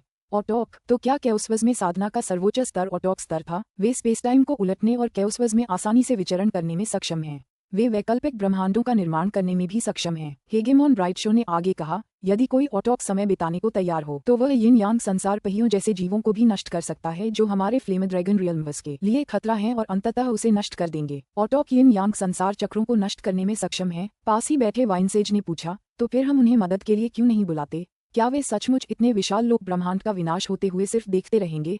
आप गलत हैं, हेगेमोन विंडरिन ने उत्तर दिया। ऑटोक्स चीजों को हम बाकियों से बिल्कुल अलग नजरिए से देखते हैं। एक ऑटोक ने एक बार कहा था कि ब्रह्मांड की सभी चीजों और सभी प्राणियों को जीवन और मृत्यु के प्राकृतिक चक्र का पालन करना चाहिए। यिन यांग संसार चक्र आदिम अराजकता से उत्पन्न हुए थे, जिसका स्पष्ट उद्देश्य फ्लेम ड्रैगन क्षेत्र ब्रह्मांड को मिटाना था। दूसरे शब्दों में, यह अराजकता ब्रह्मांड के नियमों और कार्यप्रणाली का हिस्सा है। अगर वे यिन यांग संसार चक्रों को जबरन नष्ट कर देते तो उन्हें अराजकता ब्रह्मांड से ही एक प्रतिक्रिया का सामना करना पड़ता, और वह भी अविश्वसनीय रूप से प्रबल। ऑटोक्स ऐसा कुछ भी करने को तैयार नहीं है। ऑटोक्स सचमुच सभी चीजों से परे हैं। वे पूरी तरह से अजेय हैं और न तो स्पेस टाइम, न ही कर्म, न ही किसी और चीज का उन पर कोई प्रभाव पड़ता है। उनके लिए संपूर्ण लोगों का जन्म और विनाश एक फूल के खिलने और मुरझाने से ज्यादा कुछ नहीं है। मैंने अपने पूरे जीवन में कभी किसी ऑटच को देखा तक नहीं। हेगमोन विंडरिन ने निंग की ओर देखा। डार्क नॉर्थ, मेरे युवा मित्र, केवल एक ऑटच ही तुम्हारे दाव साथी को बचा सकता है। निंग का दिल बैठ गया। उसे किसी ऑटच से हस्तक्षेप करने के लिए कहना पड़ा। तीनों हेगेमोन अनगिनत सालों से यहाँ थे, लेकिन उनमें से किसी ने भी ऑटच को देखा तक नहीं था। कोई सोच ही सकता है कि किसी ऑटच को मदद के लिए बुलाना कितना मुश्किल होगा। क्या ये फल पर्याप्त हैं? निंग ने पूछा। हाँ, सम्राट गोल्डिस हंसे। जरा भी नहीं, जरा भी नहीं। इससे 100 गुना ज्यादा फल भी काफी नहीं होंगे। अगर आप चाहते हैं कि कोई ऑटोक आपके दाव साथी को पुनर्जीवित करे, अगर क्रिम्सन वेव मंदिर वाकई आपका है और आपने उसे किसी ऑटोक को उपहार के रूप में दिया है, तो आप सफल हो सकते हैं। हेगेमोन ब्राइटशो ने अपना सिर हिलाया और हंसा। आपके फल हर कुछ हजार अराजकता चक्रों में पकते हैं। क्रिम्सन वेव मंदिर अनंत काल तक और भी फल पैदा कर सकता है। क्रिम्सन वेव मंदिर का मूल्य निंग द्वारा अर्जित सभी फलों से 100 गुना से भी ज्यादा था। निंग तुरंत समझ गया। तो इस समय मैं कुछ नहीं कर सकता, है ना? निंग ने पूछा। ठीक है, हम में से कोई भी वह नहीं कर सकता जो आप कह रहे हैं। केवल एक ऑटोक ही कर सकता है। हेगेमोन ब्राइटशो ने निंग की ओर देखा। लेकिन कम से कम उम्मीद तो है। अगर आपका दाव साथी विश्व स्तर पर होता या संसार दाव लॉर्ड होता तो उन्हें पुनर्जीवित करने से उत्पन्न प्रतिक्रिया कई गुना ज्यादा होती। तब तक आपके पास कोई मौका नहीं बचेगा। ठीक है। निंग तुरंत शांत हो गया। यूवेई के पुनरुत्थान के बारे में इन महाशक्तियों से पहली बार बात करने से पहले ही निंग ने खुद को मानसिक रूप से असफलता के लिए तैयार कर लिया था। दूसरों को इस प्रतिक्रिया से निराशा हो सकती है, लेकिन निंग वास्तव में जोश से भर गया था। ऐसा इसलिए था क्योंकि वह अभी भी तीसरे चरण का एक डाव लॉर्ड ही था। एक बार जब वह चौथे चरण का डाव लॉर्ड बन गया और अपनी हाथ कलाओं में और सुधार कर लिया, तो वह सचमुच क्रिम्सन वेव मंदिर जितना मूल्यवान खजाना हासिल कर सकता था। क्या होगा अगर मैं सचमुच क्रिम्सन वेव टेम्पल जैसी कीमती चीज हासिल कर लूं? निंग खुद को यह अगला सवाल पूछे बिना नहीं रह सका। फिर मैं एक ऑटोक को कैसे ढूंढूंगा? तुम्हें इसकी जरूरत नहीं होगी, सम्राट गोल्डिस ने कहा। दाव गठबंधन तुम्हें ऑटोक तक संदेश पहुंचाने में मदद करेगा। ओह, निंग ने आश्चर्य से सम्राट गोल्डिस की ओर देखा। दाव गठबंधन के संसाधन सचमुच अथाह थे। क्या वह वास्तव में एक तानाशाह को सूचना भेजने में सक्षम था? लेकिन याद रखना, चूंकि क्रिम्सन वेव मंदिर हर कुछ हजार अराजकता चक्रों में फलों की एक नई फसल पैदा करने में सक्षम है, इसलिए इसका मूल्य अब तक तुम्हारे द्वारा प्राप्त फलों से कहीं अधिक है। वास्तव में यह उन सभी खजानों से कहीं अधिक मूल्यवान है जो मैंने अनगिनत वर्षों में जमा किए हैं। हेगेमोन ब्राइटशो निंग की ओर देखते हुए मुस्कुराया। डार्क नॉर्थ, क्रिम्सन वेव मंदिर जैसी मूल्यवान चीज हासिल करना तुम्हारे लिए आसान नहीं होगा। तुम्हें इस कार्य के लिए मानसिक रूप से तैयार होने की आवश्यकता है। अगर आप बड़े इनाम पाना चाहते हैं तो आपको बड़े खतरों का सामना करने के लिए तैयार रहना होगा, हेगेमॉन विंडरेन ने कहा। उदाहरण के लिए टेरास्टाजिया डॉन वॉर के युद्ध क्षेत्र का हिस्सा था और कई बचे हुए अवशेषों और खजानों से भरा हुआ है, लेकिन यह अनगिनत खतरों से भी भरा है। अगर आप जरूरी जोखिम उठाने को तैयार और सक्षम हैं, तो आपको हेगेमॉन स्तर के अवशेष या सिथे जाति द्वारा छोड़े गए शक्तिशाली खजाने भी मिल सकते हैं। ये पूरी तरह संभव है कि आपको क्रिम्सन वेव टेम्पल जैसी कोई मूल्यवान चीज मिल जाए। ठीक है, निंग ने सिर हिलाया। तीनों शक्तिशाली हेजेमोन्स बिना किसी ठोस कारण के ज्यादा जोखिम उठाने की हिम्मत नहीं कर सकते थे, क्योंकि वे अपने अपने संगठनों के स्तंभ थे। टेरास्टाजिया बेहद खतरनाक था। अगर हेजेमोन्स बदकिस्मत होते तो वे भी वहां मर सकते थे। इसके नकारात्मक परिणाम बेहद गंभीर थे, इसलिए आमतौर पर सिर्फ दाउलॉर्ड्स ही जोखिम उठाने की हिम्मत करते थे। वैसे भी दाउलॉर्ड्स के पास दाउमज में सफल होने की बहुत कम संभावना थी। ऑटोक्स, है ना? निंग ने मन ही मन इस शब्द पर विचार किया। ऑटोक्स, साधना जगत के सर्वोच्च अस्तित्व, वे नेता जिन्होंने साधकों को सिथे पर विजय दिलाए। हम स्पेस टाइम को उलटने और आपके दाव साथी को पुनर्जीवित करने में असमर्थ हैं। डार्कनॉर्थ, आप अपने फलों के बदले और क्या करने की योजना बना रहे हैं? हेगेमन ब्राइटशो ने पूछा। बोलो डार्कनॉर्थ, तुम्हें क्या चाहिए? बस अपनी मांग बताइए। सम्राट गोल्डिस, हेगेमॉन विंड्रेन और अन्य सभी लोग बोलते समय निंग की ओर देख रहे थे। चूंकि यूवेई को पुनर्जीवित करना अभी असंभव था, इसलिए उसे खुद को और मजबूत बनाने पर ध्यान केंद्रित करना होगा। तभी उसे क्रिम्सन वेव मंदिर के बराबर मूल्य का खजाना हासिल करने का मौका मिलेगा। वरिष्ठों, निंग ने अपनी उंगली हिलाई, जिससे रूनों की एक श्रृंखला उड़ गई। इन रूनों में निंग के लिए तलवार दाव शरीर के दूसरे और तीसरे स्तर पर प्रशिक्षण के लिए आवश्यक विभिन्न सामग्रियों की सूची थी। ये सुरक्षात्मक दिव्य क्षमता निंग ने मृत तलवार हेगेमॉन से प्राप्त की थी। इस दिव्य क्षमता के 4 स्तर थे और एक बार इसे प्राप्त करने पर निंग का शरीर सर्वश्रेष्ठ शाश्वत खजानों के बराबर हो जाता। वरिष्ठ जनों, इन सामग्रियों पर एक नजर डालिए। इनके लिए मुझे कितने फल छोड़ने होंगे? निंग ने पूछा। तीनों हेगेमॉन और 3 प्रमुख सम्राट सूची को घूर रहे थे, जैसा कि उनके पीछे बैठे कुछ अन्य शाश्वत सम्राटों ने भी किया, जिन्होंने अभी तक कुछ भी नहीं कहा था। मुझे इसके लिए सिर्फ 60 कोल्ड फ्लेम कड़ाही के फल चाहिए होंगे, हेगेमॉन नेदलिली ने कहा। मुझे तो बस 45 ही चाहिए। दाव गठबंधन के सम्राट गोल्डिस मुस्कुराए। तीनों शक्तिशाली हेगेमॉन और दूसरे सम्राटों ने तुरंत चिढ़कर उनकी ओर देखा। निंग ने जो चीजें मांगी थीं, वे सभी असाधारण थीं। उनके हिसाब से कम 50 कोल्ड फ्लेम कड़ाही फल जरूरी होंगे। सम्राट गोल्डिस, आप कुछ ज्यादा ही आगे बढ़ रहे हैं। हाँ, आपके दाव गठबंधन के पास बहुत सारे खजाने हैं, लेकिन आप इतनी कम कीमत कैसे दे सकते हैं? सम्राट आइलहिदे ने भौहें चढ़ाईं। अगर आप इस तरह से व्यवहार करेंगे तो हम प्रतिस्पर्धा कैसे कर पाएंगे? हेगेमॉन विंड्रेन ने भी कर्कश स्वर में शिकायत की। हाँ, सम्राट गोल्डिस जोर से हंसे। हम शुरू में ही तय कर चुके थे कि हम एक दूसरे के साथ निष्पक्ष प्रतिस्पर्धा करेंगे। मैं बस यही कर रहा हूँ। निंग यह नजारा देखकर दंग रह गया। उसने ये भी देखा कि हालांकि क्रिम्सन वेव मंदिर ने 9 प्रकार के फल उगाए थे, फिर भी सभी सम्राटों का ध्यान 9वें फल यानी कोल्ड फ्लेम कड़ाही के फलों पर था। इससे निंग को एहसास हुआ कि ये फल कितने आकर्षक थे। वरिष्ठ जनों, इस यात्रा में मैंने 8 प्रकार के फल तोड़े हैं, निंग ने कहा। मैं प्योर पीस फल को उन सामग्रियों के बदले में इस्तेमाल करने को तैयार हूँ जिनकी मैंने अभी मांग की थी। क्या मैं पूछ सकता हूँ कि कितने फल जरूरी हैं? शुद्ध शांति फल हर 30,000 अराजकता चक्रों में पकता था। निंग के पास ऐसे 108,000 थे। पुस्तक 34, अध्याय 3, अमर दाव गठबंधन महल में प्रवेश। शुद्ध शांति फल। तीनों हेगेमॉन और 3 शाश्वत सम्राटों ने एक दूसरे को देखा। हालांकि क्रिम्सन वेव मंदिर के सभी 9 प्रकार के फल मूल्यवान थे, फिर भी उनमें अंतर था। उदाहरण के लिए, शुद्ध शांति फल हर 30,000 अराजकता चक्रों में पकते थे। प्रत्येक कटाई में इनकी संख्या 108,000 होती थी। इनकी संख्या काफी अधिक थी, इसलिए फ्लेम ड्रैगन रियल्म्स की 6 प्रमुख शक्तियां इन्हें अन्य माध्यमों से प्राप्त करने में सक्षम थीं। परिणामस्वरूप वे इन्हें प्राप्त करने के लिए उतने उत्सुक नहीं थे। हालांकि कोल्ड फ्लेम कड़ाही के फल हर 100,000 अराजकता चक्रों में केवल एक बार पकते थे, और हर बार प्रत्येक कटाई के दौरान केवल 300 ही उपलब्ध होते थे। परिणामस्वरूप इन्हें प्राप्त करने वाले लोग आमतौर पर इन्हें अपने पास रख लेते थे और अपने लिए उपयोग करते थे। बहुत कम लोग इन्हें बेचने को तैयार थे, जिससे ये काफी लोकप्रिय वस्तु बन गए। तुम्हें जिन चीजों की जरूरत है, 80,000 प्योर पीस फल ही काफी होंगे, सम्राट गोल्डिस ने हंसते हुए कहा। ये चीजें अभी भी काफी दुर्लभ हैं। इनके अपने उपयोग हैं। तीनों हेगेमॉन, सम्राट सेवाफाइव और सम्राट आइलहाइड चुप रहे। ये देखकर जी निंग समझ गया कि सम्राट गोल्डाइल ने उसे काफी अच्छी कीमत दी है। ठीक है, निंग मुस्कुराया।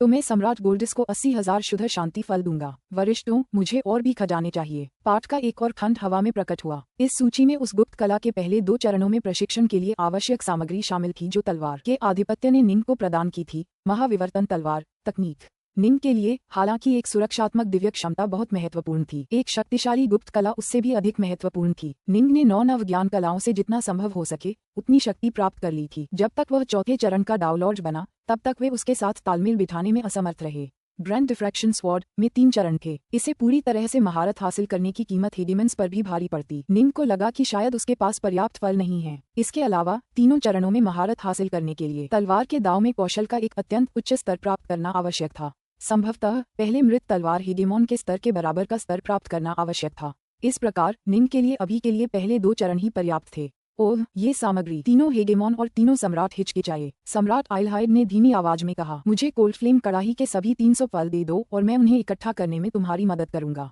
सम्राट आइलहाइड ये सारी चीजें हासिल करने में सक्षम है? कमाल है। हेगेमॉन नेदरलिली धीरे से हंसा। 298 कोल्ड फ्लेम कड़ाही के फल, मेरे युवा मित्र डार्कनॉर्थ, और मैं इन्हें इकट्ठा करने में तुम्हारी मदद करूंगा। वरिष्ठ जनों, मैं इन फलों का व्यापार करने को तैयार हूँ। निंग ने ये कहते हुए अपने सामने 7 अलग अलग प्रकार के फल प्रकट किए। ये फल पहले, दूसरे, तीसरे, चौथे, 5वें, छठे और 7वें आज्ञा तावीजों से संबंधित थे। चतुर! कितना होशियार लड़का है। तीनों हेगेमॉन और तीनों सम्राट हंस पड़े। वे समझ गए कि निंग को पता था कि ठंडी लौ वाले कड़ाही के फल उन्हें कितने लुभा रहे हैं, इसलिए वह उन्हें बेचने की जल्दी में नहीं था। व्यापक बातचीत के बाद दाओ एलायंस, ब्राइट शो किंगडम, एबरेंस और एओनियंस ने संयुक्त रूप से आवश्यक सामग्री का उत्पादन किया और बदले में निंग के आधे से अधिक फल ले लिए। अब निंग के पास बस इतना ही था। 9वें ताबीज से 300 कोल्ड फ्लेम कड़ाही फल, पहले ताबीज से 28,000 शुद्ध शांति फल, 7वें ताबीज से 230 स्वर्ण सेंसिफ्ट फल, छठे ताबीज से डाकहयवन यिन फलों के 310। वरिष्ठ जनों, मैंने अपनी जरूरत के सभी खजानों की लगभग पूरी सूची बना ली है, निंग ने कहा। मैं अमर महल जाकर देखना चाहता हूँ कि उनके खजाने में क्या क्या है। हाँ, अमर महल में हमारे खजाने में सब कुछ है। दाओ गठबंधन के पास निश्चित रूप से किसी और से ज्यादा खजाने हैं। सम्राट गोल्डिस ने मुस्कुराते हुए कहा, आप और कुछ व्यापार नहीं करने जा रहे हैं डार्कनॉर्थ, मेरे युवा मित्र? तीनों हेगेमॉन, सम्राट सेवफाइव और सम्राट आइलहाइड सभी चौंक गए। निंग व्यापार बंद करके सीधे दाओ गठबंधन के अमर महल में जाने वाला था। ये याद रखना चाहिए कि अब तक उसने 9 फलों में से सबसे कीमती कोल्ड फ्लेम कड़ाही के फलों में से एक भी नहीं निकाला था। डार्कनॉर्थ, हेगेमॉन ब्राइट शो ने निंग की ओर देखा। निंग ने जल्दी से समझाया, हेगेमॉन सीनियर्स, मेरे जीवनदायी हथियारों को बढ़ने और ज्यादा सामग्री की खपत करने की जरूरत है, लेकिन मुझे ठीक से पता नहीं है कि उन्हें क्या चाहिए। इसलिए मैं अमर महल जाना चाहता हूँ ताकि मैं विभिन्न सामग्रियों का परीक्षण कर सकूं। एक बार जब मैं अपनी जरूरत की सामग्री चुन लूंगा तो मैं स्वाभाविक रूप से आप सभी को सूचित करूंगा और नीलामी को निष्पक्ष रूप से आगे बढ़ने दूंगा। जीवनदायी हथियार? अब सभी समझ गए, क्योंकि उनके पास भी जीवनदायी हथियार थे। समय बर्बाद करने का कोई फायदा नहीं। आओ अभी मेरे अमर महल चलें, सम्राट गोल्डिस ने मुस्कुराते हुए कहा। फिर उन्होंने दूसरों की तरफ देखा। हेगेमॉन्स, सम्राटों, आप हमारे साथ आ सकते हैं। अमर महल आपके साथ अत्यंत सम्मान से पेश आएगा। हम अमर महल में प्रवेश करने का साहस नहीं करेंगे, हम इसके बाहर इंतजार करेंगे। चल दर! विभिन्न आकृतियां तुरंत प्रस्थान करने लगीं। डार्कनॉर्थ, मेरे पीछे आओ। सम्राट गोल्डिस ने मुस्कुराते हुए निंग को ढकने के लिए एक अंतरिक्षीय बुलबुला भेजा, फिर अंतरिक्ष को चीरते हुए निंग को साथ लेकर प्रस्थान किया। अमर महल एक अतुलनीय रहस्यमयी जगह थी। निंग ने इसके बारे में बहुत पहले सुना था, लेकिन उसने इसे कभी देखा नहीं था। हम यहाँ हैं डार्कनॉर्थ, सम्राट गोल्डिस की आवाज गूंजी। निंग स्तब्ध होकर सामने की ओर देखता रहा। उसके सामने महलों का एक विशाल समूह था जो अंतरिक्ष के बीचों बीच लटका हुआ था, जिससे चकाचौंध कर देने वाली रोशनी और एक जबरदस्त आभा फैल रही थी। ये चमक इतनी चकाचौंध कर देने वाली थी कि निंग सचमुच स्तब्ध रह गया, जबकि आभा में निहित शक्ति ने निंग के हृदय को झकझोर दिया।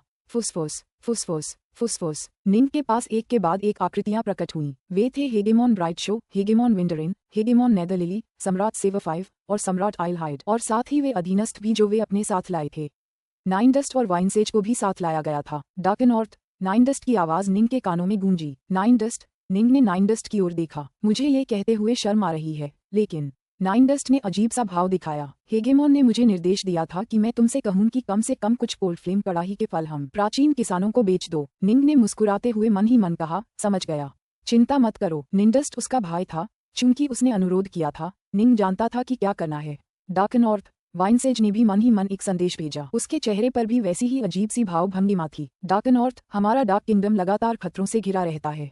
जिंदा रहना ही मुश्किल है। मैं तुमसे कहना चाहता हूँ कि तुम उन कोल्ड फ्लेम कड़ाही के कुछ फल डार्क किंगडम को बेच दो। निंग ने जवाब दिया, जब तक डार्क किंगडम में मेरे लिए आवश्यक वस्तुएं हैं तब तक कोई समस्या नहीं होगी। हेगेमॉन ब्राइट शो ने भी निंग की ओर देखा। डार्कनॉर्थ, चिंता मत करो हेगेमॉन, मुझे पता है क्या करना है, निंग ने उत्तर दिया। एहसान और मित्रता महत्वपूर्ण थे, लेकिन जितना संभव हो सके निष्पक्ष और निष्पक्ष होना भी उतना ही महत्वपूर्ण था, साथ ही अधिक शक्तिशाली बनना भी। मैं तुम्हें अंदर ले चलता हूँ, डार्क नॉर्थ। सम्राट गोल्डिस ने निंग को अंदर जाने का रास्ता दिखाया। निंग जिज्ञासा से हर जगह देख रहा था। जब वे अमर महल की ओर उड़ रहे थे, वहां उपस्थित किसी भी हेगेमॉन या सम्राट को ये चिंता नहीं थी कि दाओ गठबंधन निंग की हत्या करके उसके खजाने को चुराने जैसी गंदी चाल चलेगा। सबसे पहले, हालांकि ये फल दुर्लभ थे, लेकिन इतने महत्वपूर्ण नहीं थे कि हेगेमॉन या दाओ गठबंधन को उनकी परवाह न हो। केवल क्रिम्सन वेव मंदिर जैसी मूल्यवान चीज ही ऐसा कर सकती थी। दूसरी बात, केवल दाओ लॉर्ड्स ही क्रिम्सन वेव मंदिर से हर दसियों हजार अराजकता चक्रों में पकने वाले फलों की कटाई कर सकते थे। अगर हेगेमन्स या डाओ एलायंस ने निंग की हत्या करने की हिम्मत की, तो भविष्य में कौन सा डाओ लॉर्ड्स उन्हें फल काटने में मदद करने का जोखिम उठाने को तैयार होगा।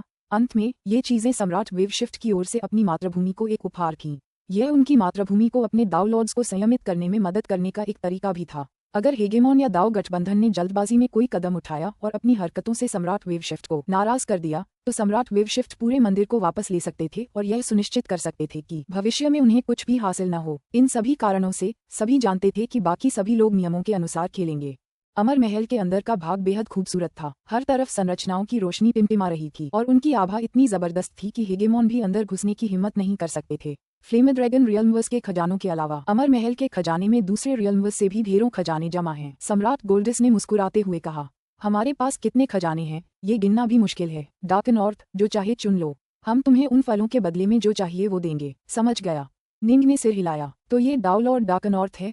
दूर से एक गहरी आवाज गूंजी, जब एक काले वस्त्र पहने, काले बालों वाला बूढ़ा आदमी आकाशीय रास्तों से उनकी ओर बढ़ा। सम्राट गोल्डिस ने परिचय कराया, डार्क नॉर्थ, मैं सम्राट ब्लैक क्लाउड हूँ। हम दोनों मिलकर दाओ गठबंधन के लिए अमर महल का संचालन करते हैं। निंग मन ही मन अवाक रह गया। तो क्या ये दोनों सम्राट ही अमर महल के नियंत्रण में थे? शायद वे हेगेमॉन्स से थोड़े कमजोर थे, लेकिन असल में वे उससे भी ज्यादा प्रभावशाली थे। दाओ लॉर्ड डार्क नॉर्थ, तुमने बहुत कम समय तक प्रशिक्षण लिया है, लेकिन शक्ति की अविश्वसनीय ऊंचाइयों को छू लिया है। प्रभावशाली? सम्राट ब्लैक क्लाउड मुस्कुराया। गोल्डिस और मैं तुम्हारे लिए खजाना खोल देंगे, तुम उसे अपनी इच्छानुसार पढ़ सकते हो। परेशानी के लिए क्षमा करें, वरिष्ठ जनों, निंग ने विनम्रता से कहा। बातचीत करते हुए दाओ गठबंधन के इन दो नेताओं ने निंग को खजाने के स्थान तक ले गए। खोलो, सम्राट ब्लैक क्लाउड ने उंगली हिलाई। गड़गड़ाहट। उसके सामने का सफेद पत्थर का दरवाजा टूटने लगा, जिससे अंदर एक अंधेरा रास्ता दिखाई देने लगा। खजाना एक महत्वपूर्ण स्थान है, इसलिए यह मार्ग कई अवरोधों और सुरक्षा व्यवस्थाओं से भरा हुआ है। यहाँ तक कि हेगेमॉन भी अतिक्रमण करने की हिम्मत नहीं कर सकते। सम्राट ब्लैक क्लाउड ने आत्मसंतुष्ट होकर कहा, आओ डार्क नॉर्थ। सम्राट गोल्डिस आगे आगे चल रहे थे और निंग उनके पीछे पीछे चल रहा था। सच तो ये है कि उन्होंने निंग के लिए इस तरह खजाना खोलने की हिम्मत इसलिए की क्योंकि निंग कमजोर था। अगर कोई हेगेमॉन सचमुच यहाँ आ जाता, तो वे उसे खजाने में घुसने नहीं देते। पुस्तक 34, अध्याय 4, उत्तरी धनुष तलवारों के लिए आवश्यक खजाने। जी निंग सम्राट गोल्डिस और सम्राट ब्लैक क्लाउड के पीछे पीछे अंधेरे रास्ते से गुजरा। थोड़ी देर चलने के बाद उसे आखिरकार एक और पत्थर का दरवाजा दिखाई दिया। खोलो, सम्राट ब्लैक क्लाउड ने आदेश दिया। पत्थर का दरवाजा तुरंत नीचे की ओर खुल गया और उसके पीछे विशाल खजाना दिखाई देने लगा। वाह! निंग को चक्कर आ गया जब उसने देखा कि पत्थर के दरवाजे के पीछे क्या था। उसे कई तरह की आभाएं महसूस हो रही थीं, कुछ क्रूर, कुछ ठंडी, कुछ आलीशान। वहां अनगिनत खजाने लटके हुए थे, इतने ज्यादा कि एक नजर में निंग सिर्फ नंगी आंखों से ही करोड़ों खजाने देख पा रहा था। हमारे खजाने में रखे सभी खजाने असाधारण हैं। सम्राट गोल्डिस मुस्कुराए। यहाँ कई खजाने अनोखे हैं, लेकिन हाँ, कुछ ऐसे भी हैं जो बहुत ज्यादा हैं। ऐसे में हम यहाँ सिर्फ एक नमूना वस्तु रखेंगे। वरिष्ठों, निंग ने जल्दी से कहा, मेरे जीवनदायी हथियारों को व्यक्तिगत रूप से खजाने को छूने की जरूरत है ताकि वे महसूस कर सकें कि वे उनका उपयोग कर सकते हैं या नहीं। सिर्फ छूना ठीक है, सम्राट गोल्डिस ने गंभीरता से कहा, लेकिन किसी चीज को नुकसान मत पहुंचाना। यहाँ के कुछ खजाने अविश्वसनीय रूप से मूल्यवान हैं। कृपया चिंता मत करो, मेरे प्राण रक्त वाले हथियार हिम्मत नहीं कर पाएंगे, निंग ने कहा। पास ही खड़ा सम्राट ब्लैक क्लाउड हंसा, तो जाओ, जी भरकर इनका निरीक्षण करो। निंग ने सिर हिलाया। बाहर आओ, निंग ने मन ही मन सोचा। स्विश स्विश स्विश, सभी 6 उत्तरधनुष तलवारें अपनी म्यान से बाहर निकल आईं और ऐसा करते ही उनमें से एक प्यारा सा बच्चा प्रकट हुआ। मास्टर, मास्टर, सभी 6 बच्चे बार बार पुकारने लगे। सुनो, ये खजाना अनगिनत खजानों से भरा है, तुम उन्हें छूकर देख सकते हो कि कौन सा तुम्हारे काम का है, निंग ने कहा। लेकिन याद रखना, तुम्हें उनमें से किसी को भी नुकसान नहीं पहुंचाना है, नहीं तुम्हें उनमें से किसी को भी सोखने की इजाजत है। निरीक्षण पूरा होने के बाद अगर किस्मत अच्छी रही तो मैं तुम्हें कुछ खजाने सोखने के लिए दे सकूंगा। ठीक है? हाँ, चिंता मत करो, इसे हम पर छोड़ दो। सभी 6 नॉर्थबो तलवार आत्माएं काफी उत्साहित थीं। जाओ, निंग ने तुरंत उन्हें विभिन्न खजानों की ओर आसमान में उड़ा दिया, जिन्हें वे खंगालने लगे। यह विशाल खजाना लंबी लंबी पत्थर की मेजों से भरा था जिन पर अनगिनत खजाने रखे थे। साथ ही अविश्वसनीय रूप से लंबी 12 परतों वाली खजानों की अलमारियां भी थीं, जिनमें से प्रत्येक में कई खजाने भरे हुए थे। अलमारियों पर रखे खजाने साफ तौर पर कम कीमती थे। वहां अलग अलग पत्थर की डेजी भी थीं जिन पर सिर्फ एक एक खजाना रखा था। इस जगह पर हर तरह के हथियार थे, यहाँ तक कि ब्रह्मांड के हथियार भी। यहाँ तरह तरह के अद्भुत खजाने थे, जिनमें टेरस्टाजिया से इकट्ठा की गई कई अजीबोगरीब चीजें भी शामिल थीं। समय धीरे धीरे बीतता गया। एक मिनट निंग अपनी 6 उत्तरधनुष तलवारों को तेजी से इधर उधर उछालता रहा और अलग अलग खजानों को छूता रहा। लगभग 1 केतली चाय उबालने जितना समय। गुरुजी, मैं महसूस कर सकता हूँ कि अगर मैंने ये फूल खा लिया तो यह मेरे लिए बहुत उपयोगी होगा। नॉर्थबो 5 ने आध्यात्मिक रूप से निंग को पुकारा। निंग की आंखें चमक उठीं और उसने तुरंत तलवार की ओर देखा। यह एक अर्ध आकाशीय फूल था जिसके चारों ओर एक हल्की धूसर आभा थी। इसके बगल में एक जेड स्लिप लगी थी जिससे इसका परिचय छायाहीन 6 चोर फूल के रूप में हुआ। यह अन्य वस्तुओं के बीच छिपने में सक्षम था, जिससे इसे ढूंढना बेहद मुश्किल था। यह एक अतुलनीय रूप से अद्भुत वस्तु थी। इनमें से आप कितने खा सकते हैं? निंग ने आध्यात्मिक रूप से पूछा। मुझे यकीन नहीं है। कम से कम 10,000, नॉर्थबो 5 ने जवाब दिया। समझ गया। निंग ने सिर हिलाया, चुपचाप उस फूल को याद करते हुए। फिर उसने दूसरे खजानों की तलाश जारी रखी। इस खजाने में शायद फ्लेम ड्रैगन रियल्म्स के लगभग सभी अच्छे खजानों की प्रतियां थीं। उसे अपनी इच्छानुसार उन्हें स्कैन करने का ऐसा मौका फिर कब मिलेगा? भले ही पर्याप्त फल न होने के कारण उसे अपनी जरूरत की चीजें न मिल पा रही हों, लेकिन कम से कम वह उन्हें भविष्य में इकट्ठा करने के लिए याद तो कर ही सकता था। अमर महल के बाहर हेगेमॉन ब्राइटशो, हेगेमॉन विंड्रिन, हेगेमॉन नेदरलिली, सम्राट सेवफाइव और सम्राट आइलहाइड अपने अनुचरों के साथ धैर्यपूर्वक प्रतीक्षा कर रहे थे। ब्राइटशो, हेगेमॉन विंड्रिन ने जल्दी से कहा, दाओ एलायंस हमारे युवा मित्र डार्कनॉर्थ के साथ कोई छल तो नहीं कर रहा होगा, है ना? अगर वह हमें कोई मौका दिए बिना उनके साथ व्यापार कर लेता है। सहमत, ब्राइटशो, सम्राट आइलहाइड ने जल्दी से कहा, डार्कनॉर्थ आपके ब्राइटशो साम्राज्य का है। चिंता मत करो।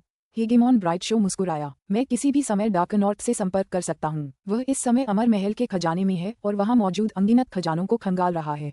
इस प्रक्रिया में थोड़ा समय लगेगा, इसलिए अधीर मत होइए। जैसे ही उसे पता चलेगा कि उसे कौन से खजाने चाहिए, वह सार्वजनिक रूप से इसकी घोषणा कर देगा। अच्छा, कम से कम हम निष्पक्ष रूप से प्रतिस्पर्धा तो कर सकते हैं, सम्राट सेवफाइव ने कहा। वे सभी सचमुच अंतहीन प्रदेशों के सबसे विशिष्ट व्यक्ति थे, लेकिन कोल्डफ्लेम कड़ाही के फलों पर यह प्रतिस्पर्धा उन्हें फिर भी परेशान कर रही थी। इन फलों का एक मोटा, स्वीकृत मूल्य था, लेकिन ये कभी बिक्री के लिए उपलब्ध नहीं थे। बहुत कम लोग ही इन फलों को बेचने को तैयार थे। यही वजह थी कि सामान्य समय में हेगेमन समय समय पर मिलने वाले कुछ कोल्डफ्लेम कड़ाही फलों के लिए स्वीकृत मूल्य से कई गुना ज्यादा कीमत देने को तैयार रहते थे। अब चूंकि क्रिम्सन वेव मंदिर अनंत काल तक अनंत प्रदेशों में स्थित होने वाला था, इसलिए वे हर 1 लाख अराजकता चक्रों में 300 फल प्राप्त कर पाएंगे। यही कारण था कि उन्होंने निंग के साथ अपनी बातचीत में बहुत ज्यादा कीमत नहीं रखी थी। हालांकि वे ये भी समझते थे कि भविष्य की भविष्यवाणी नहीं की जा सकती। कौन जानता था कि सम्राट वेवशिफ्ट कब मंदिर को फिर से छीन लेगा। दाओ गठबंधन के अमर महल के खजाने के भीतर निंग ने अपनी 6 उत्तरी धनुष तलवारों को नियंत्रित करना जारी रखा। उन्हें विभिन्न खजानों की ओर प्रकाश की धारियों की तरह उड़ाया, फिर धीरे से उन्हें छुआ। गुरुजी, मुझे लग रहा है कि यह पत्थर मेरी बहुत मदद करेगा। नॉर्थबो 3 ने भी पुकारा। निंग ने तुरंत उस पत्थर को याद कर लिया। जब तक उसने खजाने के सभी खजानों की लगभग पूरी जांच पूरी कर ली, तब तक उसे कुल 12 खजाने मिल चुके थे जो उसकी उत्तरी धनुष तलवारों के काम आ सकते थे। हालांकि उत्तरी धनुष तलवारें बढ़ने के साथ साथ बहुत बड़ी मात्रा में सामग्री खा जाएंगी। निंग को चिंता थी कि क्या ये पर्याप्त होगा भी या नहीं। अंततः लगभग 10 घंटे की स्कैनिंग के बाद निंग ने सभी खजानों की अपनी पहली समीक्षा पूरी कर ली। कैसा रहा? सम्राट गोल्डिस और सम्राट ब्लैक क्लाउड दोनों ने निंग की ओर देखा। निंग ने कहा, वास्तव में यहाँ बहुत सारे खजाने हैं जो मेरे जीवनदायी हथियारों के लिए उपयोगी हैं। तुम्हें कौन से खजाने चाहिए? आगे बढ़ो और हमें बताओ, हम उन्हें इकट्ठा करने में तुम्हारी पूरी मदद करेंगे, सम्राट गोल्डिस ने कहा। मुझे शायद ये बात बाहर जाकर कहनी चाहिए, निंग ने जल्दी से जवाब दिया।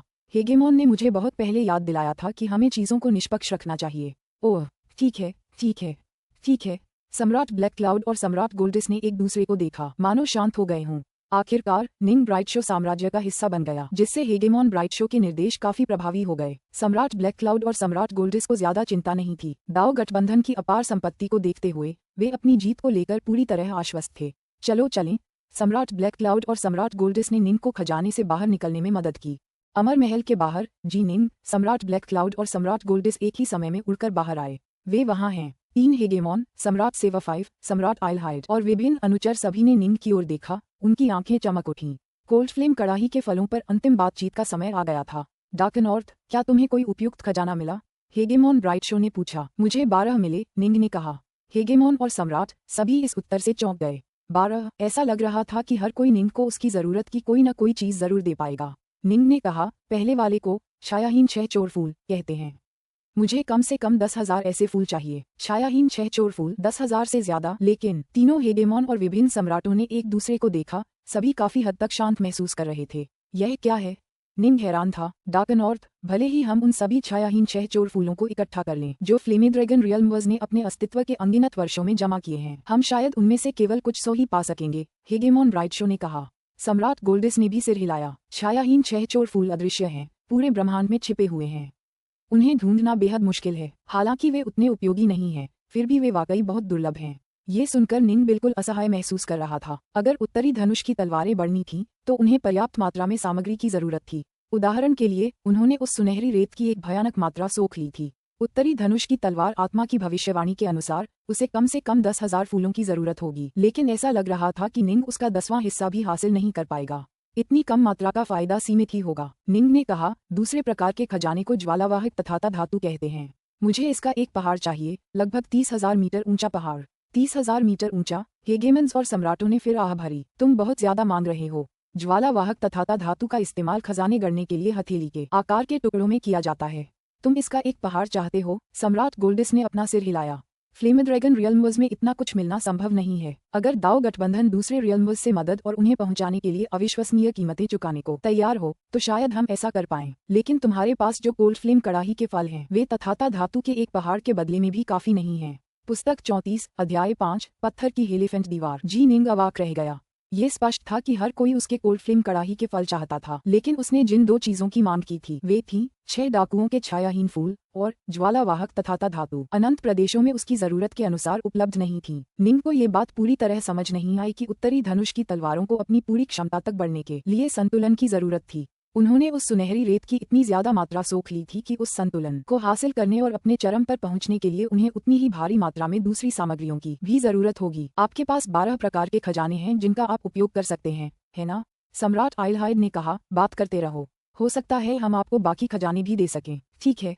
निंग के पास अपनी मांग जारी रखने के अलावा कोई चारा नहीं था। तीसरे प्रकार के खजाने को एस्ट्रल फोजेस्टोन कहते हैं। मुझे इसका 3,000 मीटर का पहाड़ चाहिए। यह मत लो, पर्याप्त नहीं है। आपको इतने सारे सूक्ष्म फोजेस्टोन कहाँ मिलेंगे? हेगेमोन और सम्राटों ने अपने अनुचरों के साथ सिर हिलाकर अपनी सहमति जताई। ज्यादातर अनुचर भी शाश्वत सम्राट थे और इस तरह उन्होंने बहुत कुछ देखा था। लाचार निंग के पास अपनी जरूरत की चीजें गिनने के अलावा कोई चारा नहीं था। चौथी तरह की, 5वीं तरह की, छठी तरह की। कुछ नहीं, कुछ नहीं, कुछ नहीं। निंग को बस बहुत ज्यादा चाहिए था। इतना कुछ हासिल करना नामुमकिन था। आखिरकार, कोई वस्तु जितनी ज्यादा कीमती होती है, उतनी ही दुर्लभ भी होती है। जब निंग ने उस वैकल्पिक ब्रह्मांड का दौरा किया और डार्कस्पेस फ्लेमस्टोन के उस विशाल पर्वत की खोज की, तो यह एक महत्वपूर्ण खोज थी। इसलिए नहीं कि वह पत्थर अपने आप में कितना कीमती था, बल्कि इसलिए कि वह पर्वत कितना विशाल था। यहाँ भी यही सिद्धांत लागू होता है। निंग जिन खजानों की तलाश में था, वे डार्कस्पेस फ्लेमस्टोन से कहीं ज्यादा कीमती थे और उसे इनकी भारी मात्रा की जरूरत थी। इतनी मात्रा हासिल करना उसके लिए किसी भी तरह मुमकिन नहीं था। निंग ने कहा, 8वें प्रकार को फ्रोजन नाइनसोंग पिट कहते हैं। मुझे इसकी एक झील चाहिए जो 300 मीटर लंबी, चौड़ी और गहरी हो। उसने जो संख्याएं गिनाई, वे फिर भी काफी चौंकाने वाली थीं। 300 कोल्ड फ्लेम कड़ाही फल, सम्राट सेवफाइव ने तुरंत पुकारा। 290, सम्राट गोल्डिस ने कहा। 200, सम्राट आइलहाइड गुर्राया। 190, हेगेमोन ब्राइटशो ने कहा। निंग की निराशा बढ़ती जा रही थी। अब जब शाश्वत सम्राटों ने गुस्से में कीमत कम करने की बात कही, तो वह भावशून्य भाव से देखता रहा। क्या ये जमे हुए 9 गीत का सार कोई आम चीज थी? सम्राट गोल्डिस ने बीच में ही कहा, सज्जनों, मुझे लगता है कि हमें एक दूसरे के खिलाफ लड़ना बंद कर देना चाहिए, क्योंकि कोई विजेता नहीं होगा। चूंकि वह जमे हुए नाइनसोंग पिट की मांग कर रहा है, मुझे यकीन है कि हम सभी उसे भारी मात्रा में उपलब्ध करा पाएंगे। क्यों न हम इसे बराबर बांट लें? डार्कनॉर्थ, हमें 150 कोल्ड फ्लेम कड़ाही के फल, 150 सुनहरे सैंडसिफ्टर फल और 150 डाकह्यवन यिन फल दो। हम सभी 6 लोग मिलकर तुम्हारे लिए जरूरी जमे हुए नाइनसोंग पिट जुटाएंगे। हम तुम्हें तुम्हारी मांग का दोगुना देंगे। इसकी एक झील जो 600 मीटर चौड़ी, लंबी और गहरी होगी। सहमत? बाकी सभी ने थोड़ी देर रुकने के बाद सिर हिलाया। वे समझ गए और सहमत हुए कि इस नीलामी में कोई भी वास्तव में जीत नहीं पाएगा। क्या हो रहा है? निंग ने पूछा। बहुत पहले हमारे फ्लेमीड्रैगन रियल्म्स ने एक नदी की खोज की थी जो एक अजीब तारे के चारों ओर घूमती थी, सम्राट गोल्डिस ने बताया। ये नदी लगभग 1 लाख किलोमीटर लंबी और सैकड़ों किलोमीटर चौड़ी है और यह जमे हुए 9 सॉन्ग पिट से भरी हुई थी। नतीजतन हम सभी 6 लोगों के पास इसका बड़ा भंडार है। निंग दंग रह गया। एक नदी जो लाखों किलोमीटर लंबी और सैकड़ों किलोमीटर चौड़ी थी, उसे जिस छोटी सी झील की जरूरत थी, वह तो बस एक छोटा सा अंश थी। हम आपको इसके 600 मीटर दे सकते हैं। अगर आपको और चाहिए तो हम आपको थोड़ा और आसानी से दे सकते हैं, सम्राट गोल्डिस ने कहा। उन्हें वास्तव में जमे हुए 9 गीत के सार की उतनी परवाह नहीं थी। सम्राट आइलहाइड ने कहा, आगे बढ़ो और अपनी जरूरत की चीजें सूचीबद्ध करना जारी रखो, हो सकता है वो हमें मिल जाए। ठीक है। निंग मुस्कुराया और अपनी जरूरत की चीजें गिनना जारी रखा। 9वीं, 10वीं, 11वीं, 12वीं, 12वां डीपफायर ब्लैकस्टोन कहलाता है। मुझे लगभग 3 लाख मीटर ऊंचा एक पहाड़ जितना बड़ा ढेर चाहिए। निंग ने उत्सुकता से तीनों हेगेमॉन और विभिन्न हेगेमॉन को देखा। अब तक वे केवल जमे हुए 9 सॉन्ग पिथ ही दे पाए थे, बाकी खजाने तो उपलब्ध ही नहीं थे। 3 लाख मीटर, वह बहुत पागल है। क्या तुम्हें यकीन है कि तुम्हारे प्राण रक्त हथियार इतना कुछ निगल सकते हैं? वहां उपस्थित विभिन्न सम्राट आपस में बुदबुदाए बिना नहीं रह सके। वे जानते थे कि डीपफायर ब्लैकस्टोन उन 12 प्रकार के खजानों में से अंतिम था जिनकी निंग को आवश्यकता थी, लेकिन इसकी मात्रा बहुत अधिक थी। ऐसा नहीं हो सकता। डीपफायर ब्लैकस्टोन उतना उपयोगी नहीं है। इसका इस्तेमाल मुख्यतः कुछ खजानों को गलाने के लिए किया जाता है। हालांकि अंतहीन प्रदेशों में शायद इसका केवल 3000 मीटर ऊंचा पहाड़ ही है। सम्राट गोल्डिस ने अपना सिर हिलाया। तुम्हें 3 लाख मीटर ऊंचा पहाड़ चाहिए। अंतर बहुत ज्यादा है। 3000, 3 लाख, ऊंचाई में 100 गुना और कुल भार में 10 लाख गुना अंतर था। उफ, निंग ने सिर हिलाया। 3000 मीटर, अगर वह पूरी ऊंचाई भी पा लेता तो भी शायद उसकी उत्तरी धनुष तलवारों के लिए उतना फायदेमंद नहीं होता। आखिरकार उसने अपनी तलवार शरीर, दिव्य क्षमता के दूसरे और तीसरे चरण के साथ साथ तलवार प्रदान की। गुप्त कला, महान विवर्तन तलवार के पहले 2 चरणों के लिए आवश्यक सभी सामग्रियां हासिल कर ली थीं। अफसोस, उसने अपनी उत्तरी धनुष तलवारों के लिए केवल जमे हुए 9 गीत का पिथ ही हासिल किया था। मुझे लगता है यही बात है। निंग के पास कोई विकल्प नहीं बचा था। वह पहले ही अनंत प्रदेशों के 6 सबसे शक्तिशाली संगठनों से बातचीत कर चुका था, लेकिन उसे केवल एक ही खजाना मिल पाया था जिसकी उसे जरूरत थी। कोई सोच सकता था कि उसके उत्तरी धनुष तलवारों को उगाना कितना मुश्किल होगा। डार्कनॉर्थ, मेरे युवा मित्र, अचानक एक आवाज सुनाई दी। अरे! निंग ने नजर घुमाई। तीनों हेगेमॉन और शाश्वत सम्राटों ने भी। बोलने वाला एक साधारण सा दिखने वाला सींग वाला युवक था जो हेगेमॉन ब्राइट शो के पीछे खड़ा था। जब सींग वाला युवक बोलता तो उसकी आभा तुरंत बदल जाती, उसकी शक्ति का विस्फोट होता और वह एक अत्यंत आश्चर्यजनक स्तर तक पहुंच जाती। उसके चारों ओर का भयानक, विस्मयकारी आभा निश्चित रूप से किसी हेगेमॉन की थी। एक हेगेमॉन, निंग, नाइन डस्ट और वाइनसेज सभी दंग रह गए। अरे! फ्लेमड्रैगन रियल्मवर्स के बाकी शाश्वत सम्राट भी हैरान थे। सभी जानते थे कि फ्लेमड्रैगन रियल्मवर्स में केवल 3 सर्वशक्तिमान हेगेमॉन हैं। ये कहाँ से आया? सींग वाले युवक ने फ्लेमड्रैगन रियल्मवर्स के एकत्रित सम्राटों की ओर देखा और फिर समझाया। मेरा नाम वेलकिन है। मैं महाअंधकार में भटक चुका हूँ और कई रियल्मवर्स का दौरा कर चुका हूँ, और कुछ चोटों के कारण मैं कुछ समय के लिए फ्लेमड्रैगन रियल्मवर्स में ही सो गया था। मेरी नींद सिर्फ क्रिम्सन वेव मंदिर के प्रकट होने के कारण खुली थी। भाई वेलकिन चुपके से भागने की योजना बना रहे थे, हेगेमॉन ब्राइट शो ने कहा। क्रिम्सन वेव टेम्पल ने ही उन्हें छिपने की जगह से बाहर निकाला। हेगेमॉन वेलकिन, तो आप वेलकिन हैं? हेगेमॉन नेदरलिली मुस्कुराया। मैंने आपका शानदार नाम बहुत पहले सुना था, लेकिन मुझे आपसे मिलने का कभी मौका नहीं मिला। स्वर्ग। हेगेमॉन विंड्रिन ने भी मुस्कुराहट प्रकट की। सभी हेगेमॉन स्वाभाविक रूप से अपने साथियों के प्रति सम्मान महसूस करते थे। वे सभी शाश्वत सम्राटों के बीच शक्ति के शिखर पर थे, लेकिन निश्चित रूप से जो इतने भाग्यशाली थे कि एक वैकल्पिक ब्रह्मांड पर नियंत्रण कर पाए और अदरवर्ल्ड लॉर्ड्स के रूप में जाने गए, वे शक्ति में हेगेमॉन से भी कुछ अधिक शक्तिशाली थे। एक अच्छा उदाहरण वह वैकल्पिक ब्रह्मांड था जहां निंग गया था। विनाश के चच का स्वामी हेगेमॉन स्तर का नहीं था, वह केवल पवित्र नगरों के 8 स्वामियों के बराबर था। एक जबरदस्त भाग्य के बाद वह उस अन्य ब्रह्मांड पर नियंत्रण पा गया और परिणामस्वरूप एक अन्य ब्रह्मांड का स्वामी बन गया, जिसके परिणामस्वरूप उसकी स्थिति और शक्ति आसमान छू गई। मैं इसमें शामिल नहीं होना चाहता था, हेगेमॉन वेलकिन ने मुस्कुराते हुए कहा, लेकिन चूंकि हमारे युवा मित्र डार्कनॉर्थ ने डीपफायर ब्लैकस्टोन के बारे में बात की है, इसलिए मैं वास्तव में आपकी मदद करने में सक्षम हूँ। निंग ने प्रसन्नता से कहा, मुझे 100 कोल्ड फ्लेम कड़ाही फल दो और मैं तुम्हें ढेर सारा डीपफायर ब्लैकस्टोन अयस्क दूंगा। हेगेमॉन वेलकिन ने कहा, मैं ज्यादा कुछ नहीं मांग रहा। बाकी 3 हेगेमॉन और दूसरे शाश्वत सम्राट सभी ने खुद को पूरी तरह से निराश महसूस किया। वे बस पर्याप्त मात्रा में डीपफायर ब्लैकस्टोन उपलब्ध नहीं करा पा रहे थे। हालांकि हेगेमॉन वेलकिन अलग था। वह एक घुमक्कड़ था जिसने कई जगहों की यात्रा की थी और जो उनसे कहीं ज्यादा जानता था। उन्हें इस बात से कोई आश्चर्य नहीं हुआ कि वह इतना डीपफायर ब्लैकस्टोन उपलब्ध करा पा रहा था। सहमत, निंग ने सिर हिलाया। 100 कोल्ड फ्लेम कड़ाही फल। हेगेमॉन वेलकिन ही एकमात्र व्यक्ति था जो संबंधित अयस्क उपलब्ध करा सकता था। अगर उसने बाकी सभी फल भी मांग लिए होते तो भी निंग के लिए सौदेबाजी करना मुश्किल होता। हेगेमॉन केवल 100 फल मांगकर काफी विनम्र था। हम गहरे अंतरिक्ष का काला पत्थर स्टोन एलिफेंट वॉल नामक जगह पर पाया जा सकता है। यह एक अजीब, अनोखी जगह है जो मुझे आपके फ्लेमड्रैगन रियल्मवर्स की यात्रा के दौरान अचानक मिली, और यह उसके काफी पास है। लेकिन हाँ, अगर मैंने आपको रास्ता नहीं दिखाया होता तो आप इसे कभी नहीं ढूंढ पाते। हेगेमॉन वेलकिन मुस्कुराया। मैं खुद आपको वहां ले जाऊंगा। इसमें लगभग 9 साल लगेंगे। तुम डार्कनॉर्थ पर कोई चाल तो नहीं चल रहे हो, है ना? सम्राट गोल्डिस ने भौहें चढ़ाईं। मैं स्वाभाविक रूप से जीवन भर की शपथ लूंगा, हेगेमॉन वेलकिन ने कहा। ये सुनकर अन्य शाश्वत सम्राट चुप हो गए। निंग के दिल में उत्सुकता का भाव जाग उठा। पत्थर की हेलीफेंट दीवार, है ना? पुस्तक 34, अध्याय 6, व्यवस्थाएं। पूरे 2 साल बीत गए जब अनंत प्रदेशों की 6 प्रमुख शक्तियों ने जी निंग के लिए जरूरी विभिन्न खजाने इकट्ठा किए और फिर निंग ने उन्हें तय किए गए फल दिए। ये वास्तव में बहुत तेज था, क्योंकि अनंत प्रदेश बहुत विशाल थे। कई खजाने ऐसे थे जो तीनों हेगेमॉन और विभिन्न शाश्वत सम्राटों के पास नहीं थे, इसलिए संग्रह प्रक्रिया में स्वाभाविक रूप से कुछ समय लग रहा था। सभी आवश्यक सामग्री प्राप्त करने के बाद निंग और नाइनडस्ट हेगेमॉन वेल्किन के साथ यात्रा पर निकल पड़े। फुफकार। निंग, नाइनडस्ट और हेगेमॉन वेल्किन एक चमकदार गहरे नीले रंग के जहाज में बैठे थे जो अंतरिक्ष के अंधेरे में तेज गति से उड़ रहा था। सीनियर वेल्किन, निंग ने बाहर देखा। वे अब बैडलैंड्स क्षेत्र के काफी करीब थे। क्या हम अभी रुक सकते हैं? हम। हेगेमॉन वेल्किन ने तुरंत जहाज को रोक दिया। मुझे कुछ काम निपटाने हैं, निंग ने कहा। इस स्टोन हेलीफेंट वॉल पर जाकर और पर्याप्त मात्रा में डीप फायर ब्लैकस्टोन इकट्ठा करने के बाद नाइनडस्ट और मैं अपने रोमांच जारी रखेंगे। मुझे अपने अनुचरों के लिए कुछ व्यवस्थाएं करनी है और कुछ चीजों का ध्यान रखना है। नाइनडस्ट हाल ही में चौथे चरण का डाउलॉर्ड बना था। हालांकि उसने वोइडजी जेडसील का इस्तेमाल किया था, फिर भी उसे डाउमज बनने की अपनी संभावनाओं पर भरोसा नहीं था और इसलिए उसे अपने साहसिक अभियान जारी रखने पड़े। जहां तक निंग की बात है, वह एक ऐसा खजाना हासिल करना चाहता था जिसका मूल्य क्रिम्सन वेव मंदिर के बराबर हो, ताकि वह यूवेई को पुनर्जीवित करने के लिए एक ऑटॉक से अनुरोध कर सके। ये याद रखना चाहिए कि क्रिम्सन वेव मंदिर की कीमत एक औसत हेगेमॉन की कुल संपत्ति से भी ज्यादा थी। अगर वह ऐसा कुछ हासिल करना चाहता था तो ये साहसिक कार्यों के अलावा और कहाँ संभव होता? ठीक है, हेगेमॉन वेल्किन ने सिर हिलाया। निंग उड़ते हुए जहाज से एक कदम बाहर निकला और बाहर खाली जगह में प्रकट हुआ। उसने हाथ हिलाया, फुसफुसाया। उसके बगल में तुरंत 4 आकृतियां प्रकट हुईं। ये थे सू यूजी, पिलसिंट, डाउलॉर्ड नाया और डाउलॉर्ड ब्रूटफ्लेम।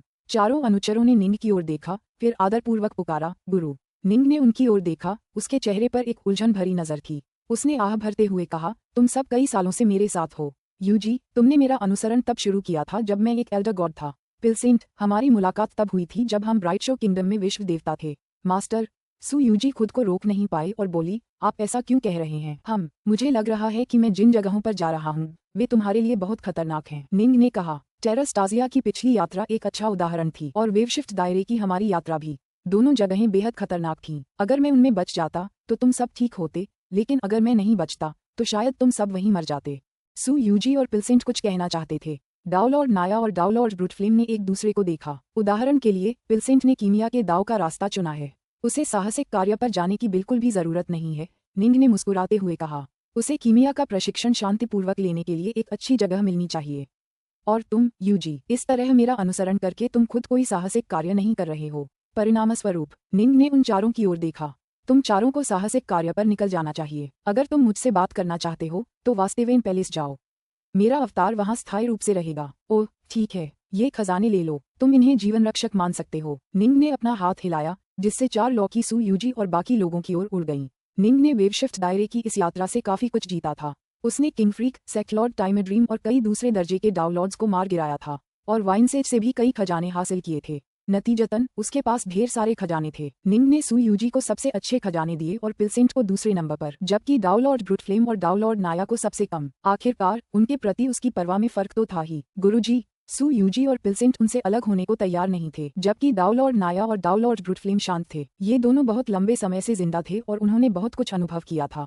जाओ, निंग ने निर्देश दिया। सू यूजी, पिलसेंट, नाया और ब्रूटफ्लेम ने एक दूसरे को देखा। आखिरकार उनके पास वहां से जाने के अलावा कोई चारा नहीं बचा। उन्हें भी समझ आ गया कि यही उनके लिए सबसे अच्छा विकल्प है। पिलसेंट, तुम कहाँ जाओगे? सू यूजी ने पूछा। मैं वास्तेवेन पैलेस जा रहा हूँ, पिलसेंट ने कहा। मुझे बस गोलियां बनाने के लिए एक जगह चाहिए। चूंकि हमारे गुरु का अवतार वास्तेवेन पैलेस में होगा, इसलिए मेरे लिए यही सबसे अच्छी जगह है। मैं भी वहां जाऊंगा। सू यूजी ने सिर हिलाया। आखिरकार अवतारों के विचार और यादें असली शरीरों जैसी ही होती हैं। सू यूजी चाहती थी कि हो सके तो निंग के थोड़ा और करीब रहे। निंग ने सू यूजी, पिलसेंट और बाकी लोगों को जाते हुए देखा। उनके चले जाने के बाद वह थोड़ा निश्चिंत हो गया। उन्हें अलविदा कहना ही उनके लिए सबसे जिम्मेदारी भरा काम था जो वह कर सकता था। फुफ। निंग ने अपनी उंगली हिलाई, जिससे एक धुंधली इंद्रधनुषी स्पेसटाइम सुरंग तुरंत उसके सामने प्रकट हो गई। निंग ने सुरंग में एक कदम रखा और तुरंत गायब हो गया। अरे, नाइनडस्ट, जो अभी भी जहाज के अंदर बैठा था, आश्चर्य से बाहर की ओर देखने लगा। कुछ ही क्षण पहले उसने निंग को अपने 4 अनुचरों को विदा करते देखा था। अब निंग अचानक एक स्पेसटाइम सुरंग में घुस गया और गायब हो गया। वह कहाँ गया? नाइनडस्ट ने आश्चर्य से पूछा। जाहिर है, कुछ बेतरतीब काम निपटाने जा रहा हूँ। हेगेमॉन वेल्किन बिल्कुल शांत था। मेरा अंदाजा है कि डार्कनॉर्थ का घर बैडलैंड्स क्षेत्र में ही है, क्योंकि हम उसके काफी करीब हैं। स्पेस टाइम को पार करने की उसकी क्षमता को देखते हुए उसे कुछ ही सेकंड में उस क्षेत्र तक पहुंच जाना चाहिए। ठीक है, नाइनडस्ट ने सिर हिलाया। कुछ पल बाद उसके चेहरे पर एक मिश्रित भाव उभर आया और वह धीरे से बुदबुदाया, कम से कम डार्कनॉर्थ के पास कुछ बेतरतीब काम तो हैं जिनका उसे ध्यान रखना है और एक प्यारे दाव साथी को पुनर्जीवित करना है। मेरा कोई परिवार नहीं लगता, नहीं मेरा कोई दाव साथी है। प्राचीन साधकों के माता पिता नहीं थे, क्योंकि वे आदिकालीन अराजकता से ही पैदा हुए थे। थोड़ी देर बाद फुफकार एक स्पेसटाइम सुरंग दिखाई दी, जिसमें से एक सफेद वस्त्रधारी युवक अपनी पीठ पर एक सुनहरा म्यान लिए बाहर निकल रहा था। तुम यहाँ हो? नाइनडस्ट ने अपने चिंतनशील विचारों को दूर कर दिया और निंग की ओर पुकारा। हम? निंग ने सिर हिलाया।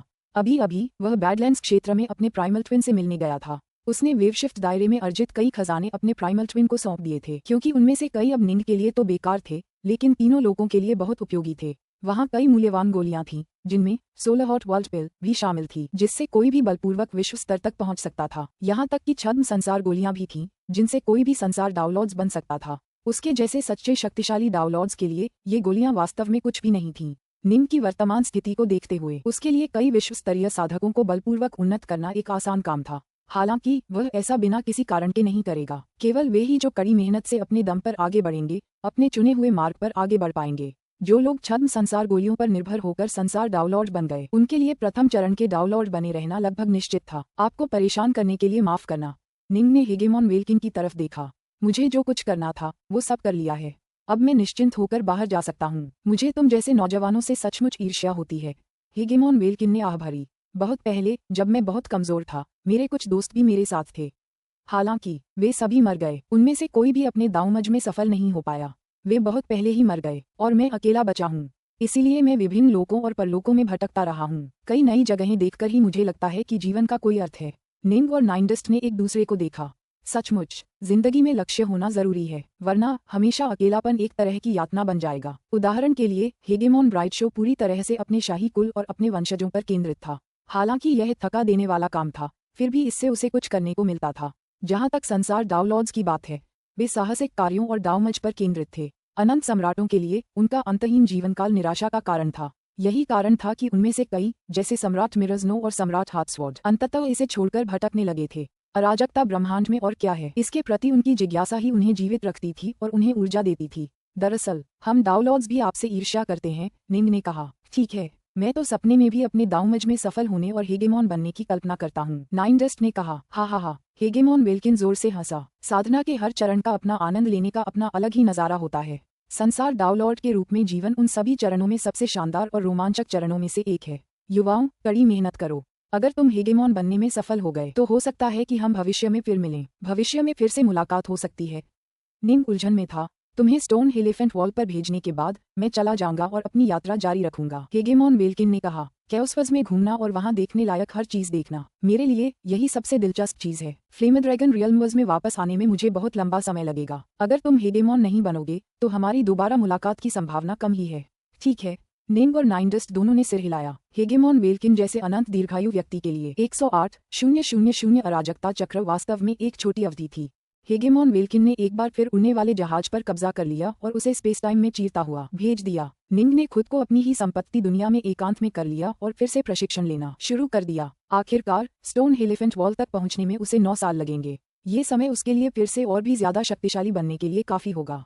पुस्तक 34, अध्याय 7, अंधेरे में पत्थर की दीवार। संपत्ति दुनिया के भीतर। खोलो। जी निंग एक पहाड़ की चोटी पर खड़ा था और अपने सामने फैले विशाल जंगल को घूर रहा था। उसने अपनी उंगली हिलाई और एक धमाके के साथ दबाव का एक अदृश्य उछाल जंगल पर टूट पड़ा, जिससे जमीन पर एक विशाल गड्ढा बन गया।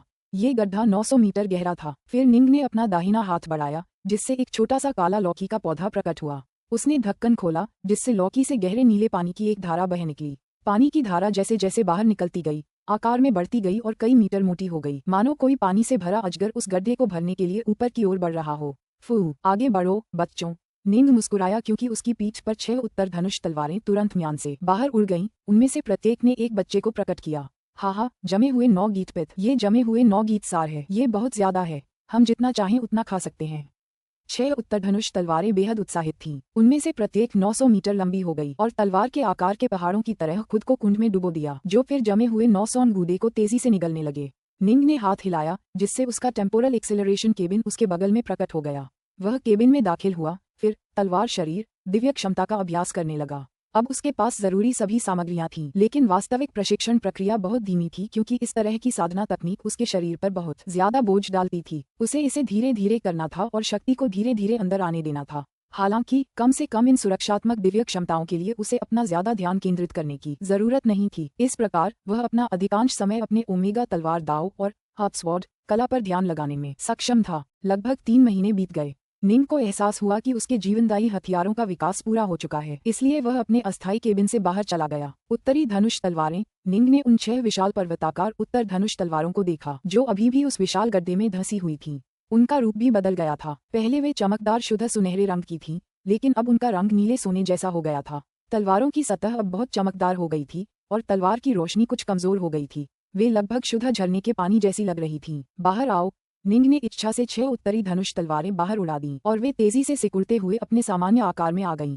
5 उत्तरी धनुष तलवारें उसके म्यान में उड़ गईं, जबकि छठी उसके हाथों में आ गिरी। आइए देखें कि जमे हुए नाइनसोंग पिथ को सोखने के बाद उनमें कितना बदलाव आया है। निंग ने तुरंत अपनी तलवारबाजी शुरू कर दी, जिससे तलवार की रोशनी हर जगह चमक उठी और उसके आसपास का खाली इलाका तलवार के साम्राज्य में बदल गया। जैसे ही उसने ओमेगा स्वॉर्ड दाव के 5 आसन करने शुरू किए, तलवार के दाव की आभा उस जगह के हर इंच में फैल गई।